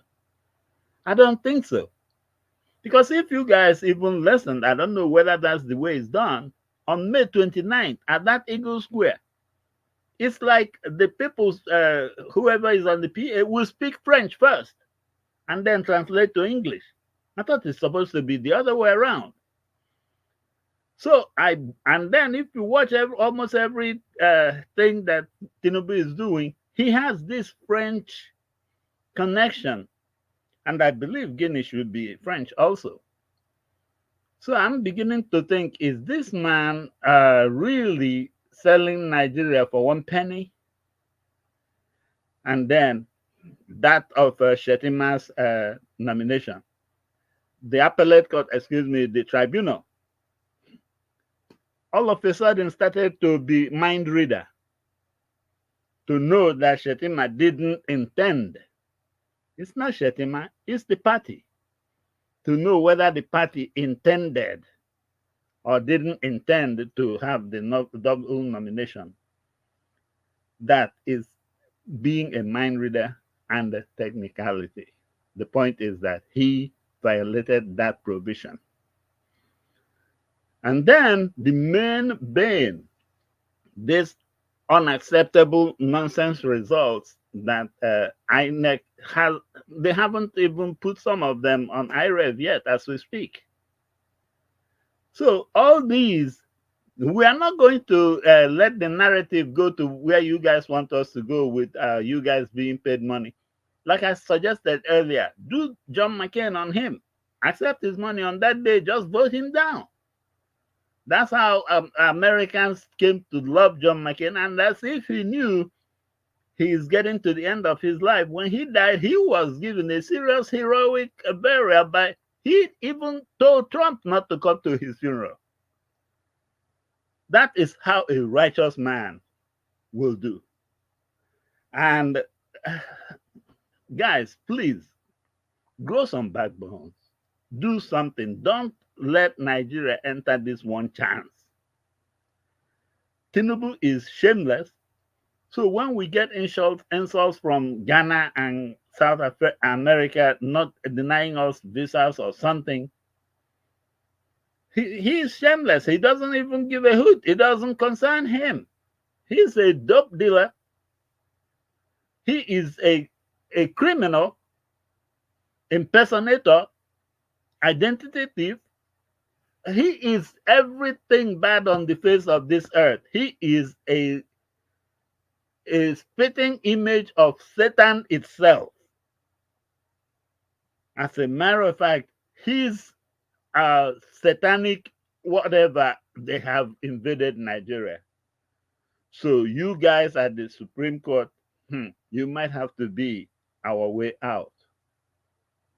Unfortunately, you guys don't have an easy task, because when a constitution puts the cart before the horse, I have no idea how to do it, because I don't see how you can swear somebody in when that the decision is still pending, and then you will let that person you've sworn in be the person that will be the umpire of the game. It's a nonsense constitution, and I hope those guys in the House and Senate are putting their heads down in shame for even sitting there and collecting whatever money they are collecting, seeing that something like this is seriously hitting the country below the belt. Hey guys in the Supreme Court, do what you have to do. But whatever you do, please don't set Nigeria on this one chance mission. Thank you. Thank you, sir. Thank you, General Francis. God bless you, sir. Thanks for your kind words. Thanks for fighting. Engineer Francis, I have so much respect for you, because you are an elderly man and you are always here with us. Your energy, I don't know where you get it from.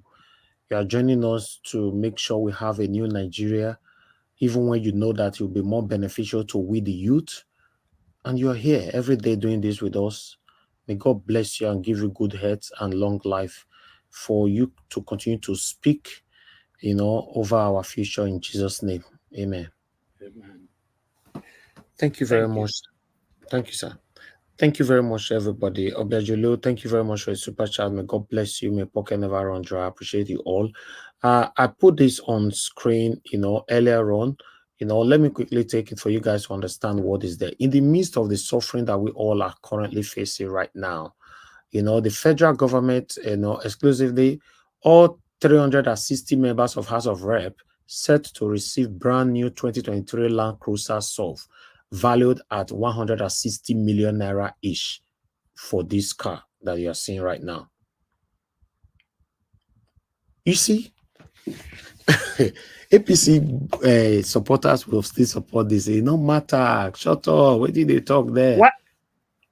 Why can't they buy from innocent? No, do they care? They are not there for Nigeria to be better. So each of this car costs 160 million naira, and 360 of them will have each one. Ha! Now, wow. We're in a big trouble in Nigeria. I'll just continue to do my part. Everybody, if you know you are genuinely doing your part, continue to do your part. That is best that we can do.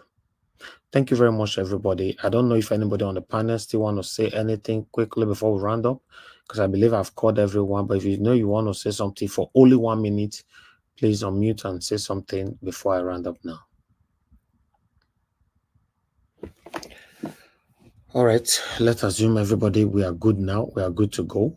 So I appreciate every one of you that came into the panel today. I would like to appreciate those of you that are still on the panel. Give us a mandate, Ms. Chuks Obiboze, Busy Brace, Madam. Thank you. Mr. Edwin Oga Felix, we will not hear your voice today at all. Regina Francis, thank you very much, sir. I appreciate every one of you. And those of you that came in that have already left, thank you as well. Those of you that call into the show, thank you. And I know I didn't pick some calls as well. Please understand with us. Yeah, we try our best to to satisfy everybody, but it's not always easy. Sometimes we might do something wrong, but always forgive us. Understand that we are human beings. We cannot always be perfect here. In fact, no human being is perfect. Just accept the way it is. But one thing I want you to be to know that we do on this platform is that we don't deliberately do anything to anybody. Especially me. Let me say, instead of using we, I don't. I just randomly pick calls and randomly pick the people first come first serve, and I post link in the public. I don't send any link to anybody privately since my career. Since my career, I've never sent link to anybody privately. I put it on the public. The only people I send link to privately are my guests. If I have a guest that want to come speak to us, then I send it to them privately. Like any of my panelists, I've never sent nobody link privately. I put it on the public space. Anybody we first grab may come to the panel and let's talk. That's what we all have been doing. So let's manage ourselves. It's not easy to be around human beings, but the ability to manage each other is very, very important. Let's continue to do that. Let's continue to stand for what is right. We are getting there. We are getting there. I'm still very, very hopeful. I want you guys to know I'm still very, very hopeful. But by the special grace of God, everything will be sorted out soon. Between now to the first week of December, we'll know where we are. Oga Elvis, please, can I just chip in to let you see Okay. how our Nigerian minds? I'm just looking at this Arise live, and then somebody posted by the name of Akinola Aziz. I'm imploring stakeholders in Southwest, especially governors, to mimic the good gestures of the Kano state government on mass weddings, to have such thing in all Yoruba lands. Can you imagine? So it is. There's some people have seen it as a good thing. Why? Thank you, madam. No interruption at all. No interruption. I was expecting one or two persons to come in anyway. Before that, I already pick a call. Gingerbread Man, thank you very much, sir, for calling in. We are rounding up now, but quickly say something. Mr. Elvis, I greet you. How you doing, sir? I'm good, my brother. Thank you very much. Yeah, I greet you and all the panelists, commenters, and viewers worldwide. I've been listening, and I'm very, very sad because we are doing a lot of work here, you especially, and all the panelists that come in here. But I still want to maintain my previous stand. You see, Nigeria can never be better, except we take it in the Gaza way. Until Nigerians are ready to flush this system out through a very... No, I don't know. I don't discuss that here. I'm sorry. Now. Yeah. I don't discuss it here at all. Yeah. I'm just saying that that's the only solution. Yeah, I don't know. I don't believe that is the only solution. I believe that there are different ways we can do something. But anyhow, you should know the rules we have here, and we cannot cross it for any reason. Definitely, we can never cross it. Yes, my brother. A divided house can never stand. And Nigerians are divided. You can see the videos you play. Yes, I support you on that. You are right. You are very right. We are divided, man. Yeah. So, and there are two categories of people: the oppressed and the oppressor. And the oppressed has to come together. We have to come together and take out the oppressors. So that is what I want to. And the oppressed are fighting themselves. You see, that is the problem. That's another thing, I understand you anyway. I understand you. Thank you very much, Gingerbread Man. Thank you, my brother. Thank you, sir. Yes, sir. I like that. I like what Gingerbread Man just said, that the two problems we have, the oppressed and the oppressor. And the oppressed are fighting themselves. That one funny, sha. We, the oppressed, we're fighting ourselves. If I tell you now, it's just I don't like distraction. Don't want to come here, distract people with bringing different screenshotting different things that people send to me. I'll bring it here, be showing you. It will now become a topic. The way people insult me all the time, you know. Now you now ask yourself, why? Why are you doing this? Why? Are we doing anything wrong? Is there anything wrong in we calling for a better Nigeria? If Tinubu was already giving us a better Nigeria since day one, it was sworn in since May 29, do you think the number of the people that is calling him out today to be disqualified will still be complete? So none of them is good. You didn't win the election. A lot of people died during the election. The election was rigged. 4 a.m. you were sworn in. You were declared the winner. You want us to fold our arms and accept that? How? Is that why you are insulting us, for crying out, beating us, telling us at the same time not to cry? Oh, wow. Thank you very much, my people. I'd like to end the show right now. Thank you, thank you, thank you. For those of you that supported me today, I'd like to mention your name again. Abajulu, thank you very much. Charles Zedove, God bless you. Appreciate you all. Ella, thank you. Oseven Girl, may the love of God is my strength. Thank you. Maka Fojabi, thank you very much. Stella Masamedo, thank you very much. I appreciate every one of you. May God bless you all, my people. And those of you right there on the comment section, Mother of all, Mommy Diaspora, thank you very much, Mommy, for all you do. I appreciate you always. You are here with me every single day. I really do appreciate you. Thank you, thank you, thank you, thank you. I've said this over and over again. For some of you thinking that, yes, I pay Mommy Diaspora or I pay any of my admin on the comment section. I don't pay anybody, you know. I only pay my staff that work on the background, work on the screen, on my other of my channels and being on, my reporters. Yes, but I've never paid Mommy Diaspora. She's putting everything to support me on this channel. I've never paid none of my admin, the comment section. You know what that means? So whenever you guys join me thanking them, I'm very, very grateful. If you want a better Nigeria, it's just like my panelists. I mean, my panelists, have I ever paid any of them before? They are here. I know my consistent panelists. They are always here with me. No matter what, they are here. I don't pay them. I have some of them that go extra miles to sort information for me every day. Every day. I will soon start measuring name when it gets to the time. Every day to sort information for me. Mr. Elvis, verify this, verify this, verify this.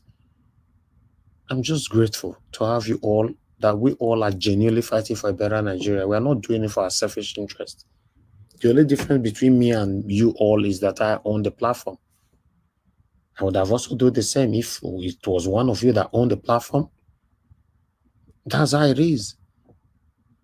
Two people cannot drive a car at the same time. We have one driver, then the rest people passenger. Isn't it? That's how it is. You can't change it. Let's stand for what is right, my people. And God bless you now. Thank you very much, everybody. I can see Emeka, eBay, Magnus, thank you very much. Divine Cross, thank you. God bless you. Pius Moye, thank you. Black Child, thank you. Ruth, I can see you. Thank you very much, Madam. I appreciate you all. Madam Ame Bright, I can see you right there. Thank you. Kevin Abangbe, thank you very much. God bless you, all my people. Thank you, thank you, thank you. Didi Anthony, thank you so much. I appreciate you all. Constant, thank you. Abajulu, Patience, Demudia, and many others. Thank you, my people. Love, Maduka. Thank you very much. We have come to the end of this broadcast. Please, guys, help us to press on the like button. Help us to share. Before you leave, please press on the like button. For those of you that are going to be playing by the video, don't forget to always like. Don't forget to share and subscribe to our channel. I don't really talk about this subscription routine. I always forget. I just think people can do that on their own. I wish I could be saying it the way I talk about like every day would have been better, but it's not easy for me to talk everything at the same time. Please subscribe to us. We are close to 100,000. Please take us to 100,000. subscribe to our channel, hit the notification bell to be notified whenever we are here. And for those of you complaining that you don't get notification, yes, the reason why you're not getting notification for now, because we are uploading more video than we used to, and we are only entitled to 3 notifications in a day. So for example, if we already uploaded 3 videos before 6 p.m., so obviously then the notification have been exhausted. Okay, I want you guys to know this.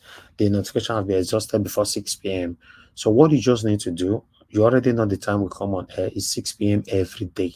So just come here on your own. You know, you see at latest 6 o'clock before 6, we already scheduled. We are coming on air.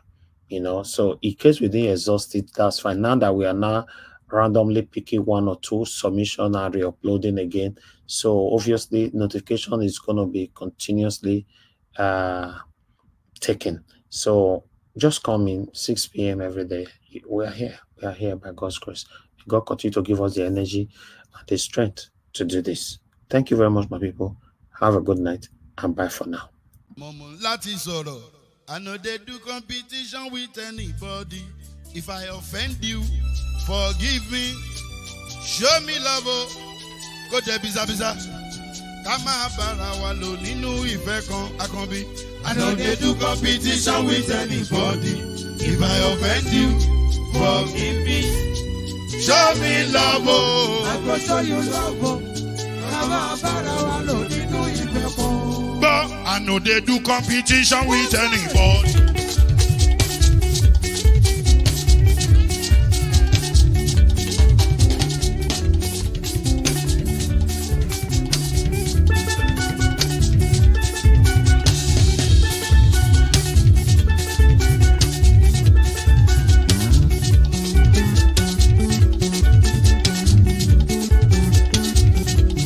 If I offend you, forgive me. Show me love, oh, I go show you love, eh. Kama bara wa lo ninu ife kan. I know they do competition with anybody. If I offend you, forgive me. Show me love, oh, I go show you love, oh. Kama bara wa lo ninu ife kan.